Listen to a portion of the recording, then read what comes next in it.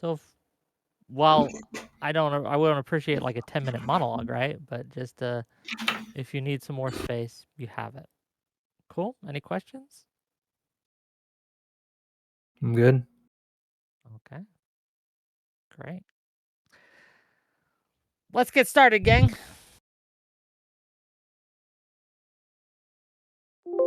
Okay. Hello. Welcome, one and all, to yet another episode of WIC TV, a cross-ideological space where we come together to talk about issues both political and cultural, from the silly to the serious.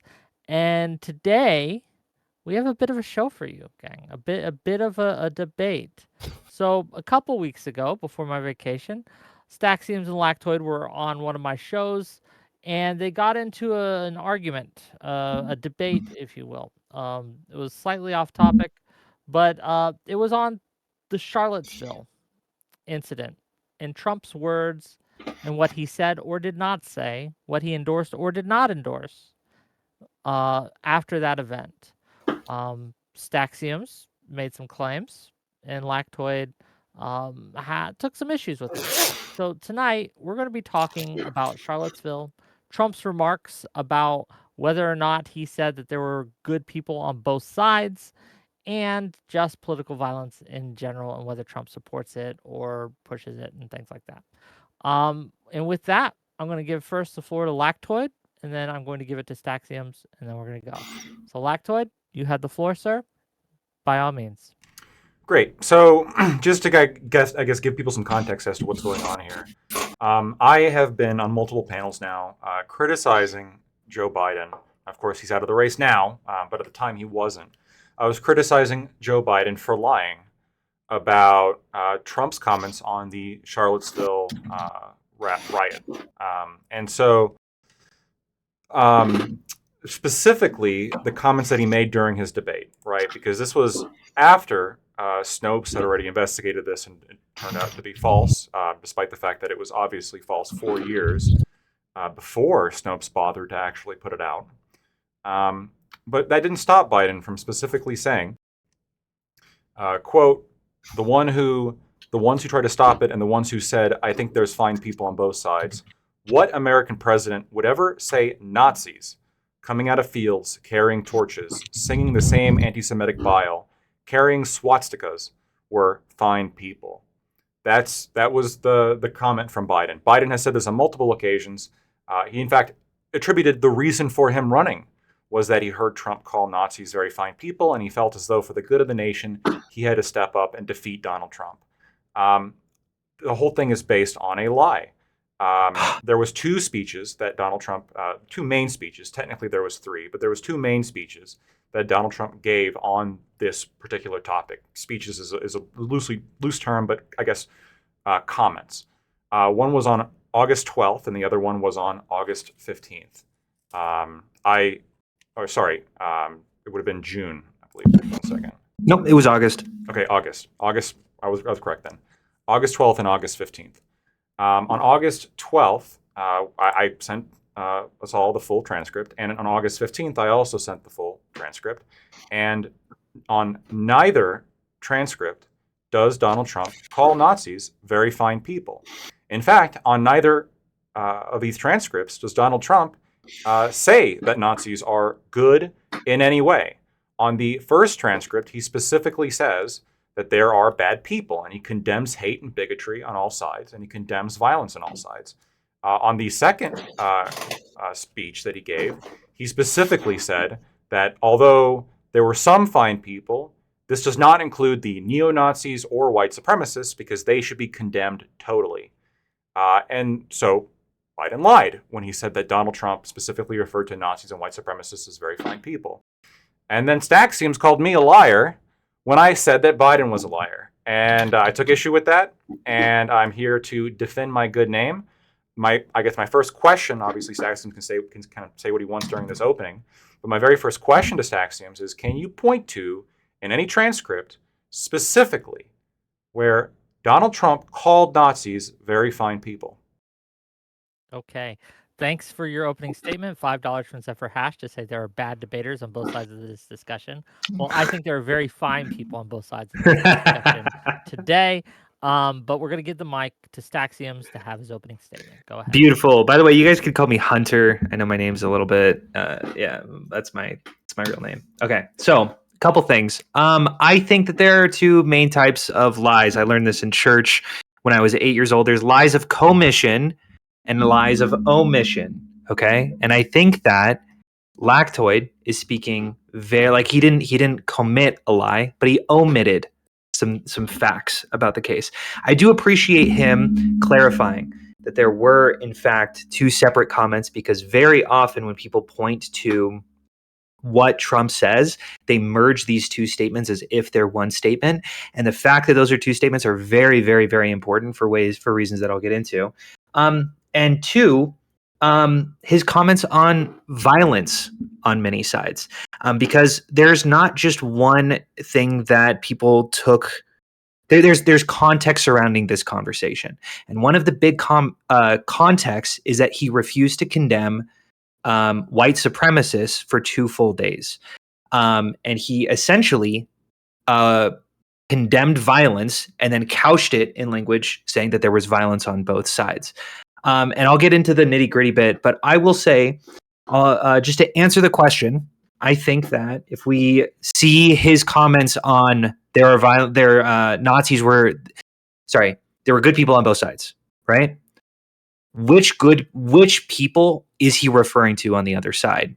After all, this was a Nazi rally. This was attended by the likes of Richard Spencer, Baked Alaska, David Duke, Eric Stryker, Nick Fuentes, James Alsop. This was a rally that was explicitly for Nazis. So I see videos of people marching through the streets with tiki torches, and I'm just curious, which groups of people was Donald Trump talking about when he said that there were good people? Because I think that it's fair to say that the entire rally was Nazis. So calling any of the groups of people in that rally good people is calling Nazis a good people. Okay. And with that, we'll kind of get into it. I'll guys let you go back and forth if I have questions, if I don't understand what's being said, or if someone's trying to refuse to answer a question, I'll try to pin you down. But other than that, go ahead. So just so we're all aware, in the first speech on August 12th, quote, "They're great people, but we're closely following the terrible events unfolding in Charlottesville, Virginia." Great people is referring to something else. "We condemn in strongest possible terms this egregious display of hatred, bigotry, and violence on many sides, Yeah, just to contextualize this comment. If you look at what exactly Trump is doing, and I think the video is kind of important and we can watch it together if you'd like, he's reading a statement that his office had read, and he looks up once he says violence and he clarifies on many sides, and then goes back to reading. I do think that that's important, that essentially his reasonable. office was interested in saying we should condemn the violence, but he stops his explicit, the manuscript that the office had typed up, and says, just to be clear, there was violence on both sides. When there was a Nazi ran over a fucking woman who was counter protesting, and I don't know exactly the violence that they were referring to on the other side. They were referring to the violence that the counter protesters were doing on the Nazis. I don't know if I saw. Could you clarify where exactly you saw violence happening from the counter protesters to the protesters? I'm going to have to, I guess, appeal to the same kind of thing that I appealed with Fanatic. I've read the Wikipedia. Like, there's consistent reports of violence on both sides. The counter protesters were absolutely punching Nazis. There was violence on both sides. In fact, in the very beginning, pepper spray was being sprayed on both sides into each other. So there absolutely was violence on both sides. His statement there of condemning violence on both sides is not inaccurate. I mean, if you think that violence should be condemned on both sides, sure. If you think that violence against Nazis, no. That's fair. There was pepper spray being used by counter protesters to protesters, and that is a form of violence. I agree. Sure. But I do think that Donald Trump did draw a moral equivalence, which is something that Biden was hitting really hard, which is that he was drawing a moral equivalence to neo-Nazis marching and counter protesters who were frustrated with neo-Nazis marching. I guess my question is, if what do you think? Who do you think these people are that they're saying these are good people? Like, who do you think Trump is calling out Like, could you draw an image of someone who you think that Trump saw and said, this was a good person? Well, so to be clear, the first speech, when he's talking about good people, it was referring to veterans, because he was just in the prior paragraph talking about veterans. Correct. It was the second one on August 15th in which he said, I guess the two sentences that are most relevant. But you also had people that were very fine people on both sides, and then like one paragraph later, I'm not talking about the neo-Nazis and the white nationalists, because they should be condemned totally. But you had many people in that group other than neo-Nazis and white nationalists. Okay. Yeah, I think. Yeah, so I think we should really draw our attention to the August 12th transcript, because it's notable. He does not condemn white nationalists. He does not condemn Nazis. And if you watch the video, there are many times where journalists stop him and they say, hey, how do you feel about white nationalists? And he pivots the conversation away from that topic towards the veterans bill that he was there to sign. He has ample opportunity to condemn white nationalists, and he chooses not to. He has ample opportunity to condemn the violence that the white nationalists have perpetrated, and makes a moral equivalence between the protesters and the neo-Nazis. And I think if you look at any videos of the rally, it's pretty clear the type of organization that this was. I mean, they were chanting, White Lives Matter, you will not replace us, Jews will not replace us, blood and soil, which is a Nazi slogan. And I guess my question is, what kind of good people would attend that type of chanting, that type of protest? And I guess my question is, who is Trump referring to then, if not Nazis? So again, the question: if you think that Trump was wrong, it was like on the factual basis that there were non-Nazis at the rally, that could be true. It could be that every single person there was like an avowed white nationalist and a Nazi. It could be that some of the people there were protesting the removal of the monument there. The Civil War monument to the Confederate. I think that was a Robert E. Lee monument. Correct. It's Robert. It was a Robert E. Lee statue. So he could have been under the impression that there was people there who were not Nazis but simply protesting the removal of that monument. Now, if you want to say that he was wrong on that he was factually wrong, then in reality he wasn't referring to anybody, because you could just say that he was wrong when he was like praising the non-existent people, because they were all Nazis, but he's already condemned all the Nazis totally. So when you say, like, oh, I'm going to condemn all the men in this room, but there's no men in this room, you're not condemning anybody, right? Yeah, if you're going to praise all the men in this room, sure. But I'm just saying, like, if there is no men in a room, and then you praise, like, okay, I'm going to, like, very fine men in this room, no men in the room, that means that you're just mistaken. You're wrong on the fact that there are men in this room. But that's different than saying things like, and the women should be condemned totally, because, or the men should be condemned totally, because if there is no non-white nationalist there, then he condemned everybody at that rally. Okay, I understand what you're saying. Let me do a little bit of a metaphor. So let's say I go to a rally. Okay. And I go to a meeting because my friend says that I would really enjoy it there. And there's a bunch of people who just happen to be wearing some white hoods. Okay. And I'm just drinking some coffee. And I have a really pleasant conversation with someone who's right next to me. And we talk about how, white replacement theory. And, it's honestly a pretty stimulating conversation. And I'm really enjoying my conversation. Then someone asked me afterward, bro, what the fuck? You were at a KKK rally. And I was like, whoa, I don't like KKK members, but I had a blast talking to some of those people. Okay. Now, do I like them or do I not? Because I condemned that person, right? But I also said I enjoyed having that conversation with that person. Does this make sense? I don't think there would be anything wrong with going to like a KKK rally and having a conversation with a Klansman that you happen to enjoy. The question is, what are your beliefs, right? What are you advocating for? I think that as a president, journalists go to these things all the time and have conversations with them. Of course. But they wouldn't say this was a great person. As soon as you say this is a great person. But he's not calling them the great people. It would be like calling the journalists the great people who are going to talk with them. The non-Nazis at the rally. Okay, my point is, he watched, and he makes this explicit. He said, I watched the same exact videos that everyone else did. The ones with them carrying the tiki torches and shouting, you will not replace us. Jews will not replace us, is what he said what they said specifically. It was interchanged. But yes, they said both. He watched those videos and he says, well, some of these are good people. He wasn't talking about some random journalist insurgents, like some random journalist who was just like integrated into the crowd. He was talking about the people chanting those slogans. And I guess my question is, how are those not Nazis? He wasn't talking about those people because he specifically said, quote, I'm not talking about the neo-Nazis and the white nationalists because they should be condemned totally. But there's no other people. There's no other people. Okay, then he was simply incorrect about there being non-Nazis there. Okay. There are other videos, by the way, where they're not marching with the tiki torches, where it's during the day and they're protesting. And there's some videos where people who are not like very clearly Nazis, you could say that they are, but they're not very like visibly Nazis. They're just wearing white shirts and have Trump hats on. He could have seen those videos, seen them wearing Trump hats on, right? You know, the great defender of Israel. And, obviously they're not Nazis. They're wearing Trump hats. Those are the good people. Now, the Nazis, the ones chanting those terrible things and, you know, donning the swastikas and waving the flags, not those people. Those are people who are terrible. I just like the good people. Maybe he's wrong. Maybe they're all Nazis. But that is not the same as him praising the Nazis when he specifically discounts that. When he specifically says, not the Nazis.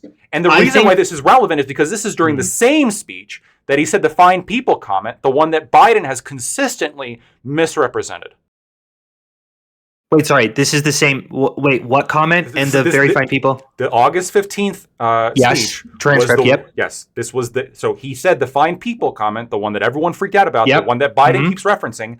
And a paragraph later, he specifies, going through a lot of back and forth with a lot of the media, and then he says, I'm not talking about the neo-Nazis and the white nationalists because they should be condemned totally. What does condemned totally mean? Condemned totally. Okay. Here's my problem. I think that sometimes we have these conversations and we're pretending like we're autistic. Like there's no form of context or nuance to some of these conversations. Here's what happened, okay? Let's say I have this friend and he has like a swastika on his neck, okay? But I obviously think Nazis, bad people, okay? Because I'm a red-blooded American, okay? I don't like the Nazis. But this is my friend. I love my friend, okay? He's my best friend. Sure, does he go a little overboard sometimes when he talks about how Jews are controlling everything, the media and everything? Sure. But he's my best friend. Do I condemn Nazis? Absolutely. But also, this is my best friend and I love him. But so I also hate them, but I also love them. Do you understand what I'm saying? That like, it's as soon as you apply the label, then they go, whoa, no, never mind. But as soon as you look at the individual, then they go, hell yes. And I think that's my problem with Trump, is he essentially looks at the individuals and he goes, these are good people. Of course, Steve Bannon, Stephen Miller, like I want to put you in my cabinet. Now, he doesn't know these people at the protest. Sorry? He doesn't know these people at the Unite the Right rally. He doesn't know who David Duke was. He doesn't know who Richard Spencer is. I don't think he knew the attendees of that rally. Do you think that he knew that David Duke was there? No. But one, yes, he did. He for sure did. Two, how do you know that? Because he says he says something about and on which day? On which day did he say something? The August. I would have to double check. But this is I'll actually drop this specific argument because I really want to capitalize on a different part. Okay, let's say no. Like my thing is he might not know these individuals by name, but he sees them wearing like a red Trump hat, and he goes, obviously these are my people. Do they espouse hating Jews? That's okay.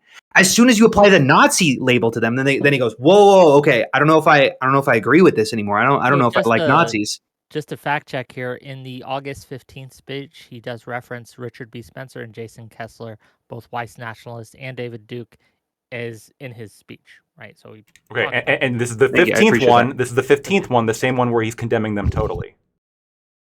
I think that it's really important to look at what is in front of him, what manuscript he's specifically reading from, and then when he's off the cuff, he specifically distances himself from the language that he himself just read. And I think that the reason why this is important is because he faced a ton of backlash from his own side after his August 12th speech. You had people like clipped it. They clipped it and shipped it. Hold on. What did they clip of the August 12th? Well, no, not the 12th one. He was getting but that's not what. That's what I'm talking about. The 15th one they clipped and shipped. Sure. Okay. Then you didn't hear me. I'll repeat what I said. August 12th happens, okay? He refuses to condemn Nazis. He refuses to condemn white nationalists. Journalists say, hey, how do you feel about white nationalists? And he goes, I want to talk about it, and walks away, okay? And then he comes back later and journalists say, hey, by the way, how do you feel about bigots? How do you feel about Nazis? How do you feel about white supremacists? And he goes, well, let's talk about the veteran bill because that's really what I'm here for. I refuse to go into this kind of stuff. Okay. So just for context, I'm going to read his from the 15th speech. I'm going to read the whole paragraph, right? The whole spiel, just so everyone gets the correct. Just to be clear, that's not what I'm talking about yet, but that's totally fine. Well, what are you referencing? Then? August 12th. The 12th one where he said the 12th transcript where we condemned in the strongest possible terms this egregious display of hatred, bigotry, and violence on many sides. Okay. Continue. That one. I'll get to the other part when you get to it. But go ahead. Sure. So he reads this statement that his office clearly, and he's looking down at the paper, and then he gets to, we condemn violence. He looks up and he goes, on many sides, just by the way, on many sides. And then he goes back to it. He's asked to condemn white nationalists. He's asked to condemn Nazis. Then the Republican base freaks out. You have Marco Rubio tweeting, hey, what the hell is wrong with you? You had Orrin Hatch tweeting, hey, we need to condemn Nazis. What the hell are you thinking? You have Cory Gardner tweeting, hey, what the hell? What are we thinking? Obviously, it's easy to condemn Nazis. How are we missing this? 2 days later, he goes to make a speech, and then he goes, hey, just so you know, I condemn, he reads down his little paper, I condemn Nazis, I condemn white nationalists, obviously. Then he looks up, and he goes, all right, well, there's also good people. There's also good people there. So, like, stop criticizing them so much. I feel like that contextually is what's important about this conversation, is that he had the opportunity and he refused to do so off the cuff to condemn white nationalists and Nazis, which, what a fucking bar what an easy bar to get over as a politician.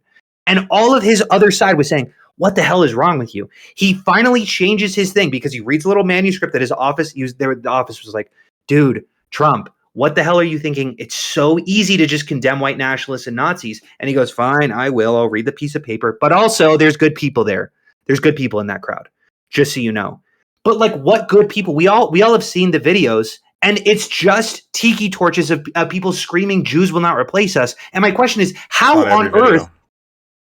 Okay, if you could show me a video that Donald Trump might have been watching where he went, hey, maybe there's some good people in this crowd, I would love to see it. But my question is, since we know that Donald Trump saw videos of the rally, what on earth do you think he was watching where a fair interpretation is, hey, there's probably some good people in here?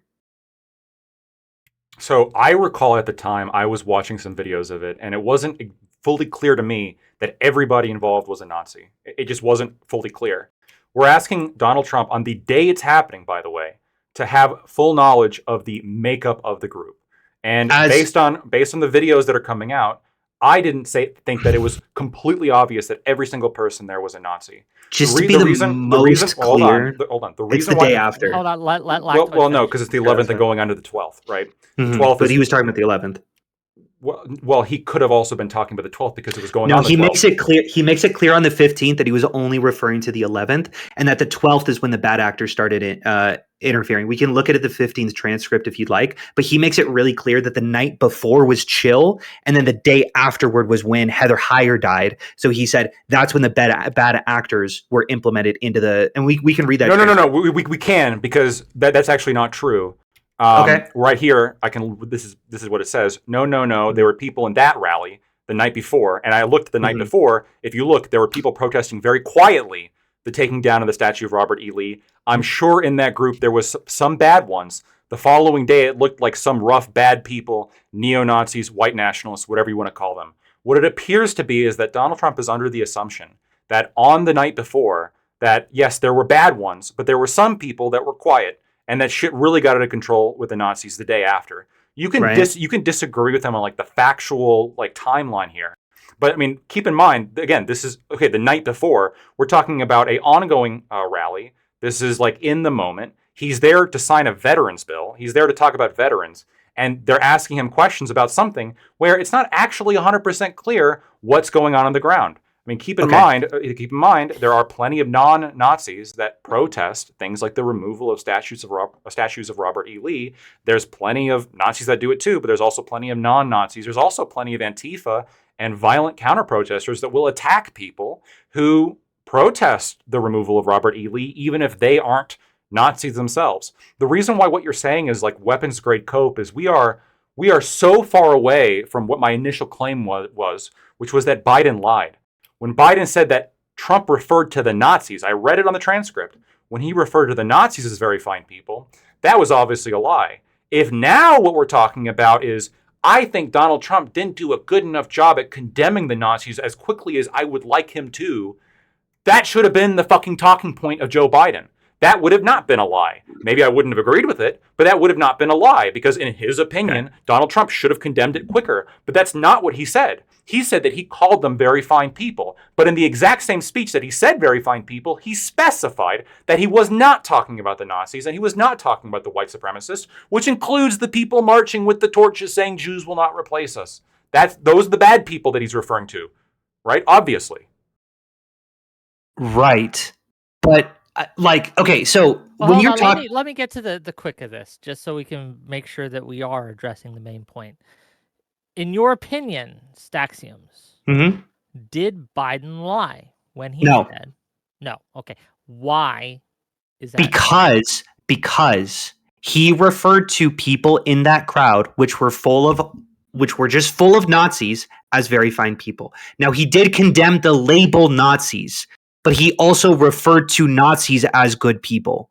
Not Nazis the category, but Nazis the people. Does this make sense? Which people? Which people? The people at the rally. I don't know which specific people he was saying were good people. Okay, hold on. Was their ideology one of Nazism? Were they Nazis? I'm saying, okay, here's also a really important thing to really track down, okay? Robert E. Lee was scheduled to be taken down like 6 months before. There were a lot of protesters who were just like, hey, I'm against the removal of the statue of Robert E. Lee. And they happened like back in July, back in June, back in May. But this specific rally was called the Unite the Right rally, where you had Richard Spencer specifically who was over it. And here's also a critical point. Gavin McInnes, who's the founder of the Proud Boys, said that he didn't want to go. He wasn't there at the Unite the Right rally because he didn't want to be associated with neo-Nazis. Yeah. It's because, he said, here, I'll quote him, it's a lose-lose situation. If we have a permit and we don't go, it would show that Antifa can shut us down whenever they want. But if we do go, it will look like we're fighting for Nazis we don't like. Here's the thing. If Gavin McInnes is unwilling to integrate with the group, why the fuck is Donald Trump not? Like, how low is this bar for... He condemned them. Okay. Like... Totally, actually. Like, does this not feel autistic to you? Like, this feels no, like... it's not. It sounds like you're being a little bit, autistic, to use that offensive ableist word. You're saying I'm saying Biden lied. What's up. I'm saying Biden lied. There is a fundamental difference here between saying Trump was wrong about there not being Nazis. He should have learned more about the thing. There's something different between saying Trump didn't condemn the Nazis as fast as I would have liked. He when he was condemning them, he was too, I guess, like on board with condemning the counter protesters who were also engaged in violence, of course. But he should have just condemned the Nazis or like made it very clear that the Nazis were worse. He should have done this. He should have done that. Okay. None of that is what Biden has said repeatedly. Okay. Biden said he called the Nazis very fine people. I have a question for you. But I'll let Wick talk. I have a question for Lactoid. Okay, cool. Here's my question, okay? Let's say I have a friend who is secretly, okay? He doesn't tell me. He's my best friend, though. How many Nazi friends do you have? I have a lot of them, all right? Hey, I'm in Utah, baby. He's in the Democratic Party. He probably knows a lot. Oh, exactly. All right, so he is super secret about it, though, okay? He doesn't want to tell anyone, okay? But I go, this guy is my best friend. I have also heard all of his views, and I go, well, that's a little crazy, but honestly, he's kind of a little based. I like what he's saying. I think he's pretty good. Okay. Then someone goes, hey, you're friends with a Nazi. And I go, Nazis? I don't like Nazis. I just think my best friend is awesome, and he's based in everything that he says. As soon as is it fair to say that I think that a Nazi is a good person? The problem is in that case. In this, if someone were to say, okay, wait. In this particular case, technically, you would be incorrect when you said like all Nazis are bad, right? Or according to you, or that you hate Nazis. Really, what you should be saying is, I like this particular Nazi, but I highly despise his Nazi views. No, but I like his Nazi views. I heard his Nazi views. He kept saying, "Man, dude, maybe you're a Nazi." I just don't like the label. Exactly. Wait. Which of Jews will not replace us did Donald Trump agree with? He heard the videos of them chanting it and refused to condemn the group. He condemned the Nazis that were chanting it. Name me one thing at the Unite the Right rally that, like, other than some kind of mainstream Republican position, that Donald Trump would have agreed with? Did Donald Trump agree with anything that they said about Jews? Repeat that? I don't understand your question. Did Donald Trump agree with anything that they said about Jews? It's really hard to tell what's going on in his head. I'll agree. I don't know if he, like, in his head agreed with it. I'm asking, did he actually agree with it? Did he come out and say, "Oh, they did make sense"? Maybe the Jews. No, he did not. He didn't. So when you're saying, "Oh, he does like some of their views," which views are you referring to? I'm implying that when he says that this group has some fine people in it. What fucking people in that group is he talking about? It's a Nazi rally. He could be referring to a potentially non-existent group of people in which he would just simply be factually incorrect. That wouldn't make him a Nazi sympathizer. It would just make him, I don't know, maybe susceptible to false media, maybe susceptible to misunderstanding how certain things happen. But I'm telling you, I remember watching the videos from that day, and it wasn't explicitly clear that, especially on August 12th, that every single person there was especially from the pictures, was an astute Nazi. The people who were chanting like "Jews will not replace us," yeah, clearly, obviously. But remember, all there needs to be is a single person there who's not a Nazi, and Trump's technically correct, first of all, but secondly, he doesn't even have to be technically correct on that. No, he said people. So you need two, at least two in the whole fucking thing. Now you're getting. No, you're right. Whatever, technically two. But regardless, even if every single person there was a Nazi, then all you can say is Donald Trump was incorrect when he said that there was very fine people at the rally, because he said the Nazis were not very fine people. So there were no very fine people. Don't raise your hand like that, Wick. I know. This is the angle. Okay, this is very important question, because it goes back to the initial statement that you made that started this, that Biden lied, right?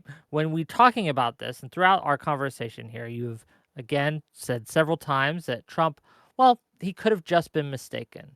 Why is Biden for sure lying instead of him just having, again, watched the media coverage, had a misunderstanding of what was said, and then was just factually wrong? Why does Biden have to be a liar, whereas Trump could just be factually wrong? Well, so it could be true that Trump is lying, I guess, when he says that there were non-Nazis there. I don't know what his motivation would be for that specific lie. I guess I just find that lie incredibly unlikely. When it comes to Joe Biden's statement that he's praising Nazis, he's been consistently repeating this phrase going back a very long time. In fact, he said, like in multiple interviews, for example, that the reason why he decided to run against Trump in the first place was that he called them very fine people. At the debate, he repeated that lie, and he was corrected by Trump during the debate. No, that's been fact-checked. That's not right. Biden then, later on a different interview, I forget who it was with, but it was after the debate, he repeated it again. He repeated the lie again, and he said about how he got into the race because of the very fine people comment. I think that you're right. It is theoretically possible that despite being corrected multiple times by many people consistently during the debate, he just refuses to do any form of homework to know that this is a false statement, and he continues to repeat it over and over again. Maybe it's for the exact same reason that Robert Hur said that he wasn't able to be criminally charged, because he's so demented that he stuck maybe 4 years ago when people believe this cockamamie nonsense. It's possible. Mm-hmm. So, but here's the thing. If he's not a liar, he is a consistent purveyor of misinformation. And I thought that you guys were against that. I thought you guys were like, oh, Donald Trump, he lied during the debate. Well, technically, you don't even know that he lied. Maybe he believed it, right? We're going to go with the same logic. So we got two presidents up there that are just wrong a whole bunch. And I'm saying that he was wrong. And for some reason, you're disagreeing with me when I'm saying that he was wrong, because he was wrong. Donald Trump did not refer to Nazis as very fine people. Okay.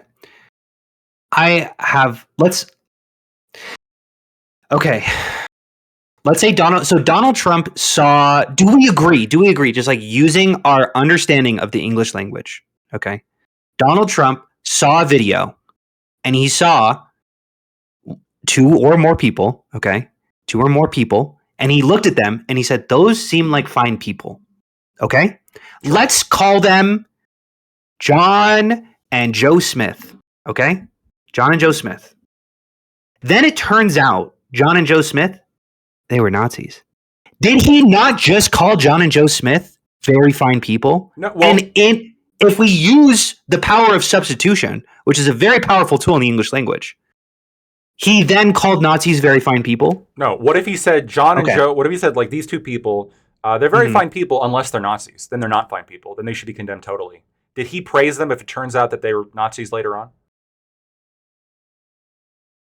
I think that is a deeply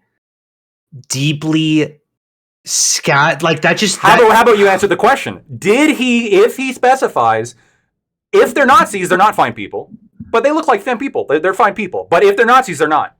Did he call them fine people when it later turns out that they're Nazis? Because he put a caveat there. The caveat was, if they're Nazis, they're not fine people. Okay, fine. I'll agree with you. But I think that then Donald Trump really does a poor job of analyzing people and fucking considers a lot of people who are Nazis very fine people. Sure, maybe he does a So poor. wait, hold on. So essentially what you're saying is that I'm in the middle. he considers... I said You're both sure. yelling at I each said other. sure, and then you caught on to that. I'll stop talking. I'll stop talking. Yeah. So I'm saying, sure, it's possible that he referred to people as very fine people without knowledge that they were Nazis. This is not the same as him calling Nazis very fine people, right? That was the specific statement from Biden. And just to be clear, Staxioms. Yes. Just to be clear, you are conceding that, in fact, the statement was as Lactoid says. Is that true? I think that that's a deeply non-nuanced consideration of what was said. I think that like if you look at it, there's a Just for huge the record, difference. Sure, you could take all that, but just for the record, as stated. I'll concede it for the moment. But I also think that it's So Biden was wrong. But I also think that you would okay. So if he instead said okay, there were Donald Trump referred to people who were Nazis as very fine people. That's a factually correct statement. Like that's all Biden would have to do to address that statement, and then it would be accurate. Well, no, because Well, because he wasn't pointing out anybody specifically. If he said, But he was in his mind because he said there were. Wait, no. He was not identifying anybody specifically when he said that. He said I'm there gonna read were what very he fine said. people, but not the Nazis. So just like going back to what I just said, if they turned out to be Nazis, which a lot of them did, then they weren't very fine people. But he was referring to some people who were Nazis as very fine people, correct? Well, no, not necessarily. He could have been. You think there was no one in his mind when he said there were fine people on both sides? He could have been imagining somebody, perhaps, that wasn't there. He could have been imagining people that weren't there. He could have been looking at pictures of people that maybe they weren't Nazis. He could have been seeing people in the protests that weren't Nazis. No, and identifying them as not Nazis. You know, there was a lot of other people there that weren't necessarily affiliated with either protesters or the counter-protesters. At this point in the conversation, I think it's important to actually just go through and read this. It'll be quick. Thank you. I'm going to read from the August 15th statement. I'm going to start when the reporter asks, the neo-Nazis started this thing that showed up in Charlottesville. I'm going to start there. It's a really quick read. I'm going to read the thing he said, and there's two statements he makes. And I think just for the context, it's important, right? Because we're all making these discussions and things like that.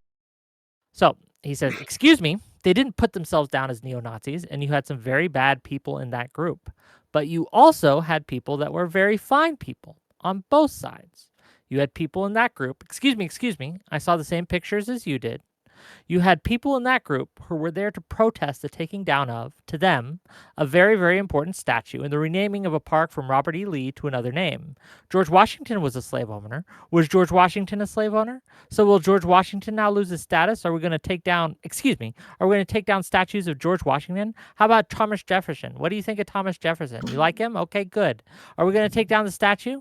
Because he was a major slave owner. Now, are we going to take down his statue? So you know what? It's fine. You're changing history. You're changing culture. You had people, and I'm not talking about the neo-Nazis and the white nationalists because they should be condemned totally. But you had many people in that group other than neo-Nazis and white nationalists, okay? And the press has treated them absolutely unfairly. Now, in the other group, also, you had some fine people, but you also had troublemakers, and you see them come with the black outfits and the helmets and the baseball bats, and you got a lot of bad people in that other group too. The reporter then jumps in and says, "I'm sorry, sir, I didn't understand what you were saying. You were saying the press has treated white nationalists unfairly? I don't understand what you're saying." Trump then responds, No, there were people in that rally, and I looked the night before. If you look, there were people protesting very quietly the taking down of the Robert Lee E. Lee. I'm sure in that group there were some bad ones. The following day, it looked like they had some rough, bad people, neo-Nazis, white nationalists, whatever you want to call them. But you had a lot of people in that group that were there to innocently protest and very legally protest, because I don't know if you know, they had a permit. And the other group didn't have a permit. So I only tell you this, there are two sides to a story. I thought what took place was a horrible moment for our country, a horrible moment, but there are two sides to the country. So that is the crux of this situation, gang. My question for Lactoid in this, right? Because you were referring to how Trump was referring to the people during that day. But he says in his second statement that he's looked the night before, right? He was talking about the night before that he looked, right? Is it that, and that, to my knowledge, is when they had the tiki torches. Is that correct? Am I wrong? That's correct. Sure. So I believe that to be correct. Were those the quiet ones, right? Because he's specifically referring to, I guess, some picture he saw of people protesting quietly. Mm-hmm. I can't see any picture of people protesting quietly. I see a lot of people shouting while holding tiki torches. I'm not saying that, but here, so he's not referring to those people. Who is he referring to then? He's referring to, I guess, some people that he believed were there quietly. Maybe he saw a picture that we haven't seen. So you're essentially because saying he's saying the Nazis were not the fine people. The Nazis should be condemned totally. Okay, wait, hold on. And he's identifying the group of non-Nazis as people there who are protesting quietly. So obviously, it's on face value. If they're quiet, he's obviously not referring to the people with tiki torches that are shouting. Obviously. What did he mean by quiet? Or, hear me out. My perception of the events, considering I'm against Nazis, is different from Donald Trump's perception of the events because some of them were wearing MAGA hats.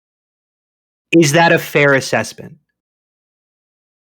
You could perceive anyone with a MAGA hat as a Nazi. Sure. Oh, please! I believe that. Oh, I believe that you people operate that way. Fuck sure. you! Yes. Unbelievable. I've never called you a Nazi, and I think you'll vote for Donald Trump. You don't know how I'm going to vote. I don't know how I'm going to vote yet. But please! I'm definitely Mr. Heritage Foundation. I'm definitely no, not Heritage Foundation. You're talking about the Federalist Society. Federal? Okay, yeah, you're right. Very different. You're right. Kamala Harris isn't even a consideration. Let me be clear. I'm not going to pretend that the Democrats are potentially going to get my vote. Absolutely. Did you vote for Donald Trump in 2020? I voted Libertarian Party the past two elections. Okay. So, it's possible that I vote for Trump this time. It's possible that I vote for Chase Oliver. Okay, I've read his platform. Okay, just to be so clear, just because this is a nonsense talking point, I have tons of family who are Trump supporters. I have zero family who are Nazis. You're right. I have conservative friends. I can't possibly have these beliefs. I can't possibly think these things. Huh? Yeah. You just said that I would treat anyone who's a Trump supporter as a Nazi, and I'm saying that's explicitly you not. might believe your family. In fact, you were talking about all the Nazi friends you have. That they're Nazis, but they're trying to be friends. You very well could have a lot of friends that are Nazis. Come on, engaging in hypothetical. He seemed to have those examples right on the tip of his tongue. I don't know how hypothetical they were. True. The point I'm trying to make here is that, again, I'm going to keep repeating this over and over again.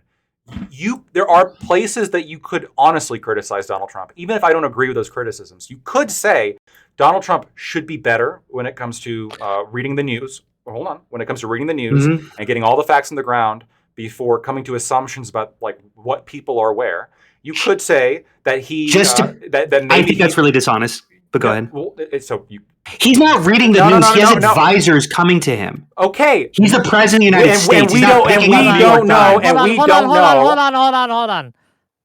Staxiums, are you calling Lactoid dishonest again? Well, I think that saying that Donald Trump is just reading the news as if that's all of the facts that he has access to is deeply dishonest given the position of the president of the United States. Yes. I don't think that the only information that Donald Trump gets is from the news. He's the president. You know what? He was the president. Obviously, he has advisors. Do you really believe This is my point.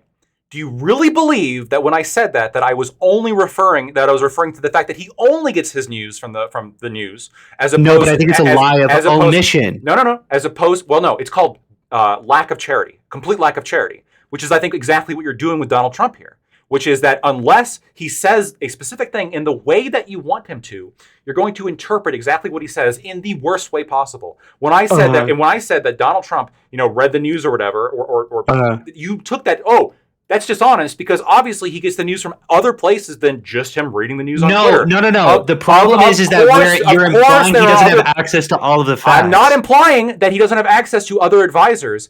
You are making the assumption that all of the facts were known by his advisors. You're making the assumption that all the facts were, like, all the facts, like the entire fucking detailed Wikipedia page was available on August 12th, that we can actually look through it. That. Sure. Well, then it's perfectly reasonable then, my statement, that we don't know what Donald Trump had access to when he made that statement. And if you want, fine. And if you want to make the criticism that maybe Donald Trump shouldn't speak so quickly, maybe he should have access to all of the facts, instead of commenting on them the day it's happening, or the day immediately after the night it happens. That could be a criticism. I might not necessarily agree with you on that criticism, but at least that's a criticism that's based in some level of honesty. Oh, maybe he shouldn't be saying this, even if he turns out to be right. But when Biden is saying, more importantly, not, all of us here are unimportant compared to the president of the United States.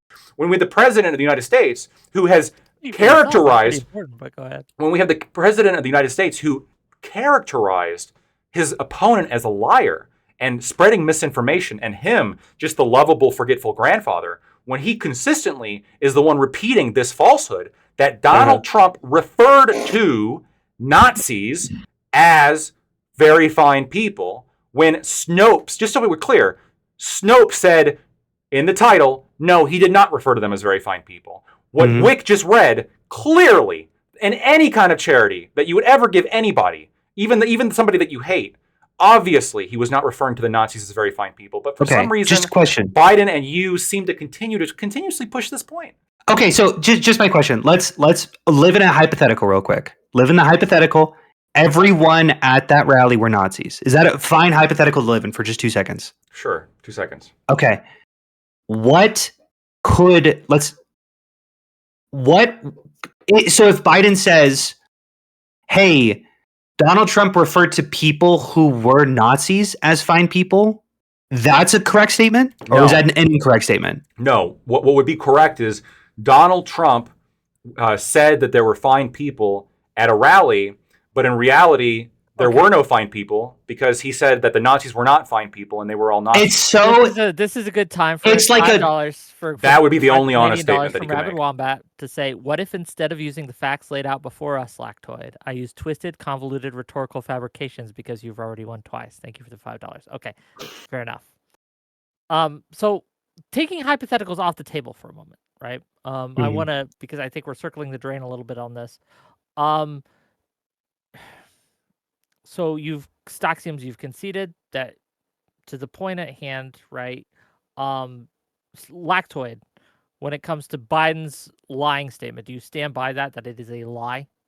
I think it is a lie. I will say that there is probably a 95% chance that Biden is lying when he says it, and there's a 5% chance intentionally lying, and there's like a 5, maybe 5 to 10% chance that he's just so fucking gone that he doesn't know what he's saying. Okay. Lactoid, do you believe that there are Democrats out there today, right, or people who are anti-Trump, who sincerely believe that Trump did say that they were very fine people? I hear it all the time. And by the way, are they all liars? No, but are they intentionally doing it, right? So I think that you may be a little bit Staxiums, because I provided you with the transcript right away. You're calling Staxiums a liar, to be clear. A little bit. But stay with your chest, buddy. Just say, I don't want to make this too interpersonal, but I did link him to transcript the day of, whatever. But but there's a lot of people, I think, that were victims of a media misinformation campaign, where I wouldn't call them liars, but I would call them propagators of misinformation.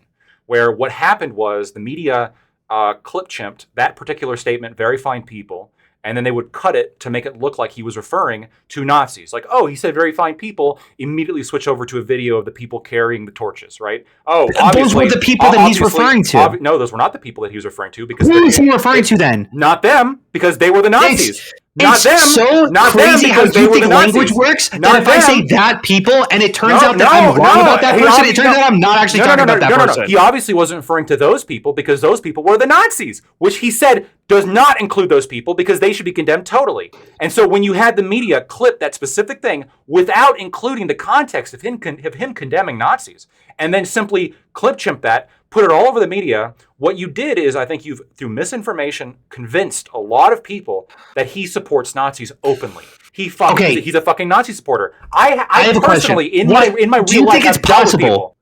Do you think it's possible that Donald Trump hates the label Nazis and hates the label white nationalists, but also loves them as long as they're just speaking values about Nazism and white nationalism without calling it that explicitly? Do you think that's possible? No. So based on what these organizations stood for, I think that they have beliefs that are deeply in contradiction with what Trump believes. There's a reason why Richard Spencer has opposed Trump now and why he's more of a Democrat. There's a reason why Nick Fuentes is blasting Trump consistently on Twitter. It's because Donald Trump loves Jews. And these fuckers, their main thing, one big thing that they all fucking get together about and they rant about, they don't like Jews. They fucking hate the Jews. So and then they find out that his son-in-law is a Jew and they freak the fuck out. Oh my God. Agree. Yes. Jared Kushner, I know. No, I don't think that there actually is like an overlap of support where Donald Trump would he doesn't like the label, but he would support them if they called themselves something different, because what they stand for is antithetical to a lot of Trump's foundational values, which is he fucking loves the Jews. And their main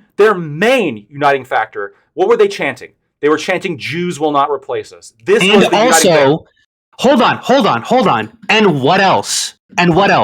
You will not replace us. Referring. What to do you Jews. think that's in reference to? Jews. No. Jews. It was a reference to Jews. You don't think it's in reference to the Great Replacement Theory? Do you know what the Great Replacement Theory is? The Great Replacement, yes, it's immigration. Whoa. The Great Replacement Theory is the theory that Jews are orchestrating it. Specifically. Orchestrating what? Orchestrating immigration. So here it is. Just let me say it, right? Yeah, so go ahead. This is a conspiracy. We denounce it. It's not true. There's we all no denounce it here. For it, right? Et cetera, et cetera, et cetera. Okay, so the theory is that the Jewish Zionist overlords are importing people from other countries through immigration, opening up the border to pour people in and replace the white population, the ethnic white population of America, for their Jewish ends, whatever they may be, okay? For the Jewish ends. Theory. Yes. But who are they largely immigrating? Because they're not immigrating Jews; they're immigrating Muslims and Mexicans, right? That's what the Great Replacement Theory states. Any non-white. No. That's fine. I'm just saying that's what the theory says, right? Is that fair to say that they're importing Muslims and Mexicans? That Jews largely are for Jewish interests. Right. Sure. Okay. I think that serves Trump's means enough. So unless you're fucking open border, technically you have some alignment with the craziest crackpot. No. Yes. Yes. Because if we allow any immigration, hold on. Because if we allow any immigration from third world countries, hold on. Because if we allow any immigration from third world countries, this would increase the non-white population, which is in line with what the Nazis are saying about the Great Replacement Theory, right? Here's my problem. Look. Is Donald Trump a Nazi? No, he is not. Okay? Donald Trump is not a Nazi. But Donald Trump sees a forceful, emphatic group who stands for some of the things that he stands for and is willing to get him in the right direction. So he goes, fuck yes. That is my belief of Donald Trump.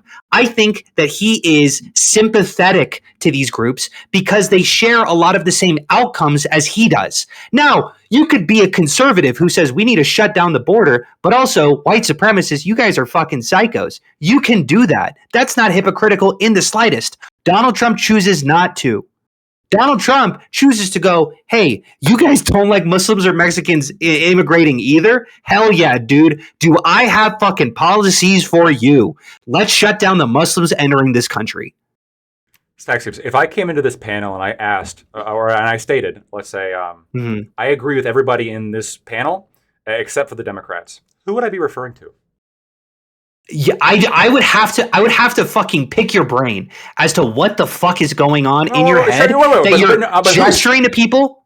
Who would I be referring to? You're not referring to anyone. You're not referring to anyone. What do you mean I'm not referring to anybody? I specifically said I agree with people in this room. Right. Your brain is fucked then. And I would say it's operating outside of how any other human being uses the English language. So much so that I think that you're a medical marvel. Yeah, sure. These could all be things that Biden could have said, but instead he chose to repeat the lie that he called Nazis very much. So Staxium. You don't know that I'm a Democrat. So when I come in here and I say I agree with everybody in this room except for the Democrats, and let's say I don't know that you're a Democrat, who in this room do I agree with? You're referring to me then. You're just wrong. So I don't agree with you because I added the caveat. Hold on, because I added the very end caveat, except for the Democrats. I don't need to know your politics to now disagree with you if you are a Democrat, right? But my point is that you are still gesturing to me, and in your head, you're going Hunter and Wick. That is what you're doing in your head, regardless of what you're saying outside of it. That's the people that you're conjuring into your head. Do you think caveats matter? I do think they matter. Yes. So if you say this is generally, do you think that's an uncharitable interpretation of what I'm saying? Well, I think you're being uncharitable about what Trump has said. Yeah. Okay. Do you think that if I were to make a general claim and then put a caveat in that general claim, and then it turns out that the caveat is inclusive of everybody in the sample that I'm referring to, do you think that I'm actually referring to them with the general claim? Okay, here's what I would say. If you go to the DNC and you go, I like everyone in this crowd except the Democrats, okay? And it's all Democrats. There's not even a Republican journalist there, okay? Somehow. You just go, I would have to look a little bit closer as to what the hell you're saying before saying he's not gesturing to anyone in the room. I would say there's something else going on here. I got a great hypothetical. It's funny because if I went there's something fucking, and I said I only agree with the true leftists, they would all fight to see who's the true. Yeah, they would. But here, let me hear. Here's a great one. Let's say you, Staxiums, you walk into a pub and you're talking with people and you really like them. Yeah. And then you're chatting, you're drinking, you're like, these people are fucking awesome. And then you take one swig of your beer and you said, you know what? I like everybody in this bar except for the Nazis. Yeah. And then afterwards, they all shave their heads and there's swastikas there. They're all fucking Nazis. Yeah. Okay? Yeah. Did you say that you liked the Nazis? Yes, I did. I said I liked the Nazis. They weren't Nazis when I knew them. But no. Wait, hold on. Who was I gesturing? No, stop. Who was I gesturing to saying that I liked them? Unless Nazis. So I said that I like Nazis. Unless what? Unless they were Nazis. They were Nazis. So when it turns out that they're not Nazis, it means you don't like them. It means that. But here's my problem. Wait. Not only does it mean you don't like them, it means that you never like them because no question. No. I'm going to finish the sentence. Go ahead. It means that you don't like them, and it means that you never like them because your liking them was contingent. Your liking them was contingent on the fact that they weren't Nazis. So they were Nazis the whole time. They were just hidden Nazis. And that's why you made it clear that the hidden Nazis you weren't friends with. I'm only liking you if it turns out that you're not Nazis. And so turns out they're Nazis. Not only do you not like them, you never like them because your liking was contingent. I love everyone Same thing in this here. discussion. I love everyone in this debate except for the pedophiles. Okay, carry on. Nice. Whoa! Okay. Here. Yeah, well, hold on. Hold on. Exactly. What if it turns out one of us is one of those things? Then now can somebody come after you for saying that you like those people? Here's the problem with this is the timeline. Let me just read. Wick is a fan. Wick is a fan of. Let me just change a little bit. Let me just change a little bit.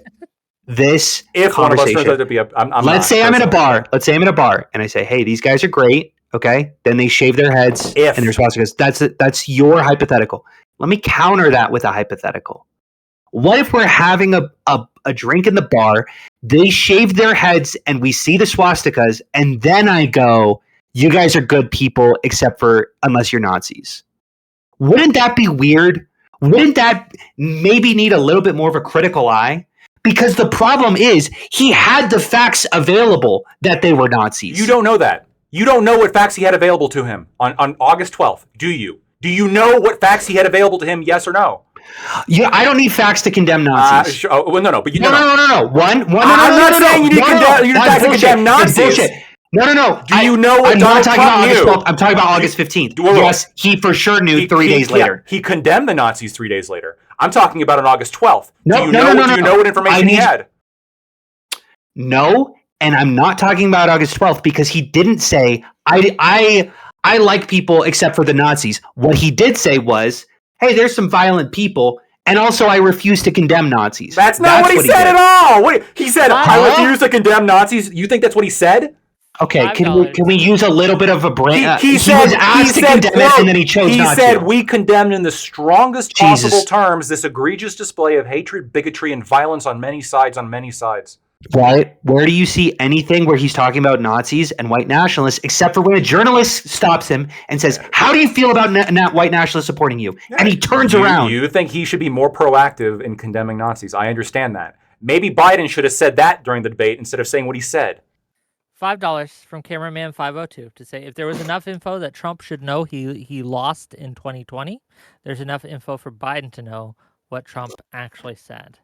And if there's enough fucking here's what's really interesting. If we look at the August 15th, just to comment on that, if we look at his August 15th statements, hold on. There's let me see if I can find it. He says something on August 15th. You might remember what specifically he says, where he's like, I needed to have waited until I had all the facts. Right? Something like that. Oh, here we go. The statement I made on Saturday, the first statement was a fine statement, but you don't make statements that direct unless you know the fact, and it takes a little while to get the facts. You still don't know the facts, and it's a very, very important process to me. It is a very important statement. So I don't want to go quickly and just make a statement for the sake of making a political statement. I want to know the facts. If you go back to my statement, in fact, I brought it. Okay. Let's just counter that really quickly. We can fast forward the clock a little bit to, I don't know when, like November of 2020. How quick was he to say, "Hey, I won the election," without having any of the facts? And when consulting all of the fucking people in his cabinet, they were all like, "Dude, what the hell are you talking about? No, you didn't win the election." And he's like, No. I don't need the facts. It's interesting when he needs to wait and when he doesn't, is my point. And he needed to wait when he saw the rally. And then when he saw something that profited him, he was like, I don't know about this. Do you think that's a fair point? We are so far away. We are so far away from me saying that Biden lied. My point is, no. Isn't it weird that that Donald Trump, like, he on some things that he's like super quick, and then other things that he's not? Like, why is he like so quick to say that like Antifa is violent, but yet he doesn't concede that he lost the election? Yeah. Donald Trump might have different standards for different things. He might have different motivations for different things. Mm-hmm. He might strongly believe. In fact, I've been looking into this. He very strongly began to believe that the election was stolen after he lost Arizona in Maricopa County. That's beginning, not the very beginning, obviously, but that's right. When he solidified himself as to these motherfuckers stole this shit. Because that's when he realized he was going to lose the election. He probably in his mind had like this very solidified belief that he couldn't lose, that he was the best president, right. That the other president was fucking terrible. This is very different.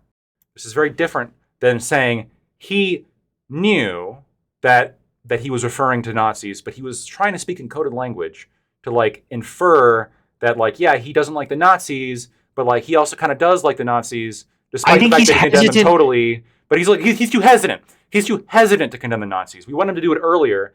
But that's the exact same thing as saying that he thinks the Nazis were very fine people. Again, the conflation here is astounding. If Joe Biden went up there and said, "I was there," or "I was watching Charlottesville," and he took so long, obviously I'm speaking way too coherently for him, but let's just say, and he said, he took way too fucking long to condemn the Nazis. That would be one thing. He wouldn't be wrong on that factually. That's an argument to be had. But that's not what Biden said. That's not what Biden has consistently said. That's not what he said after the debate, after Trump corrected him on the debate stage. He continues to say it. He continues to say it to this day. All right, here's my question. Even when you admit that he was wrong. When did I admit that he was wrong? Wick, didn't you get a concession out of him that what Biden said was inaccurate? No, well, I did not. Concession that Trump did not call Nazis fine people. Okay, so do you stand by that? Was I miss? I want to make sure. I don't want to put words in your mouth, Dex. I don't think I conceded that. Okay, I was. Okay, no. But here's my question. Okay, Do you think, let's say Donald Trump, for example, because Donald Trump has met with like Nick Fuentes, right? And he also says, I don't like Nazis. Okay. And then what if he says, I like Nick Fuentes?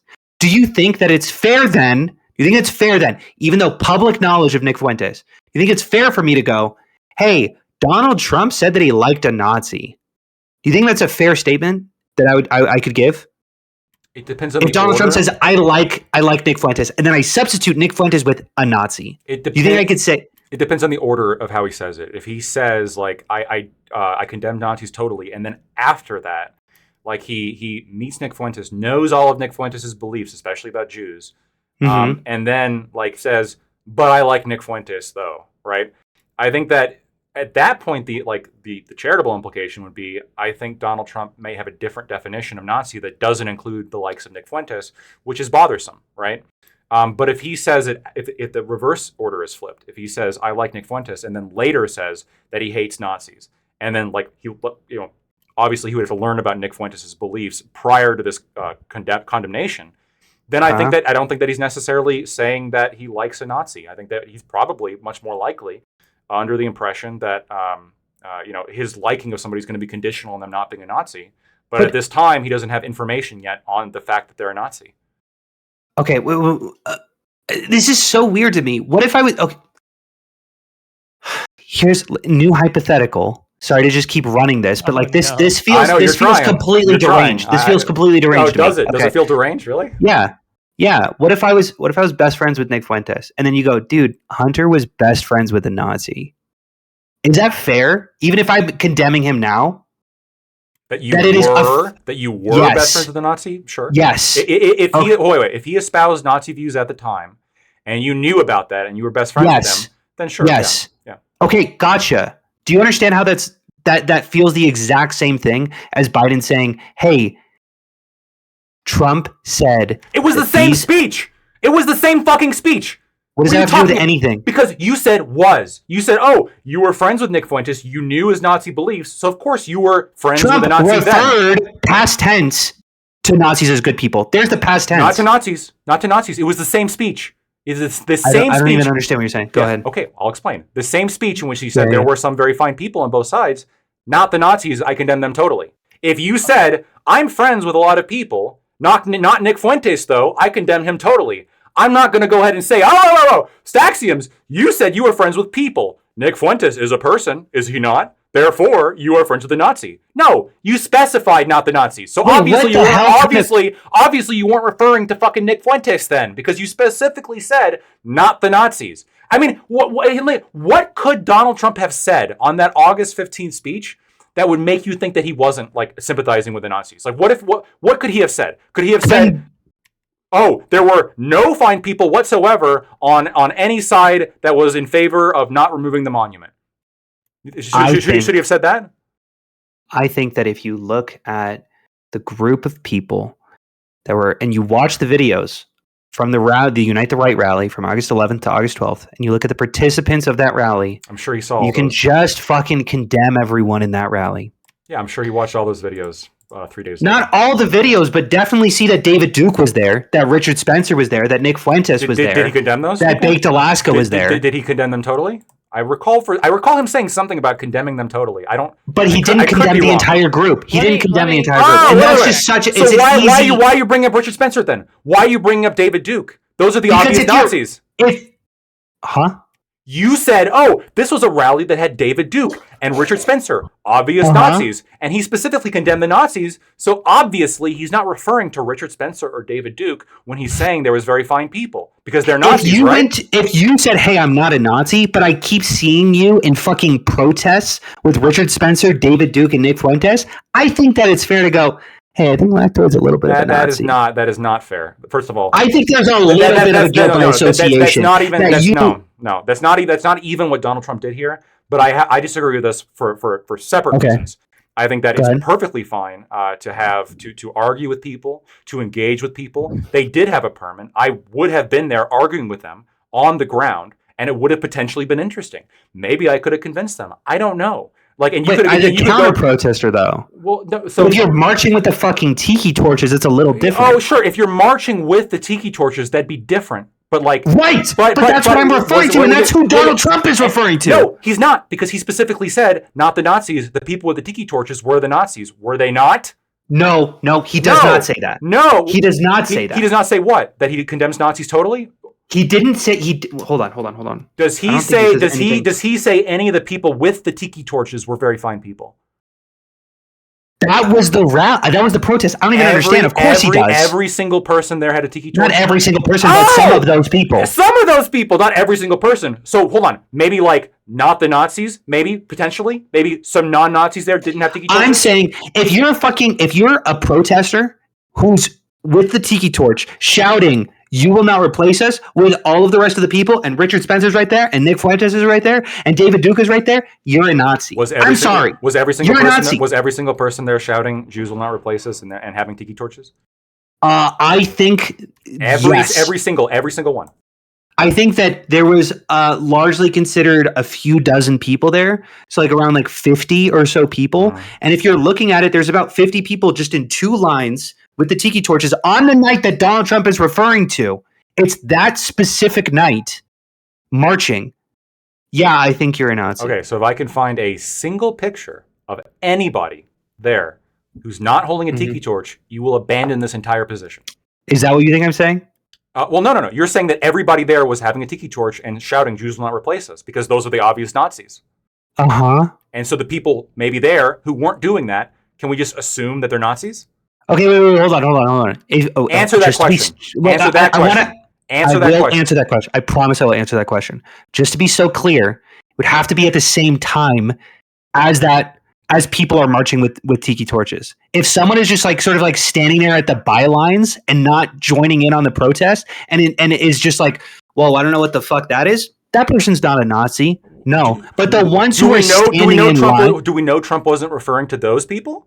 Yeah, he was clearly referring to the counter-protesters and the protesters. Those two groups of people. I think we need to ground this just a little bit. So Staxiums, just to be clear, right? Do you think it's possible, like we've dealt with hypotheticals a lot, but in what Trump stated, right, in his speech, both on the 12th and specifically on the 15th, do you think it's possible that whether he was right or wrong, that he believed that there were good people, of course, weren't Nazis, on the side of the take the statue or keep the statue up?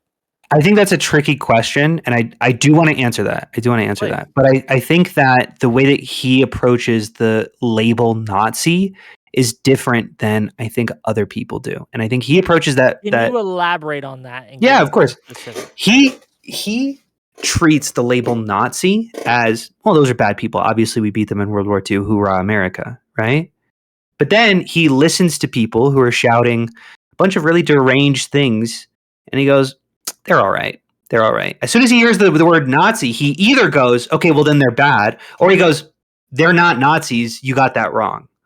So I think that we need to be careful with that label, because people who I would call Nazis are not the same people that Donald Trump would call Nazis. So Donald Trump would look at a person and go, you're not a Nazi, you're a good person, who I would call a Nazi.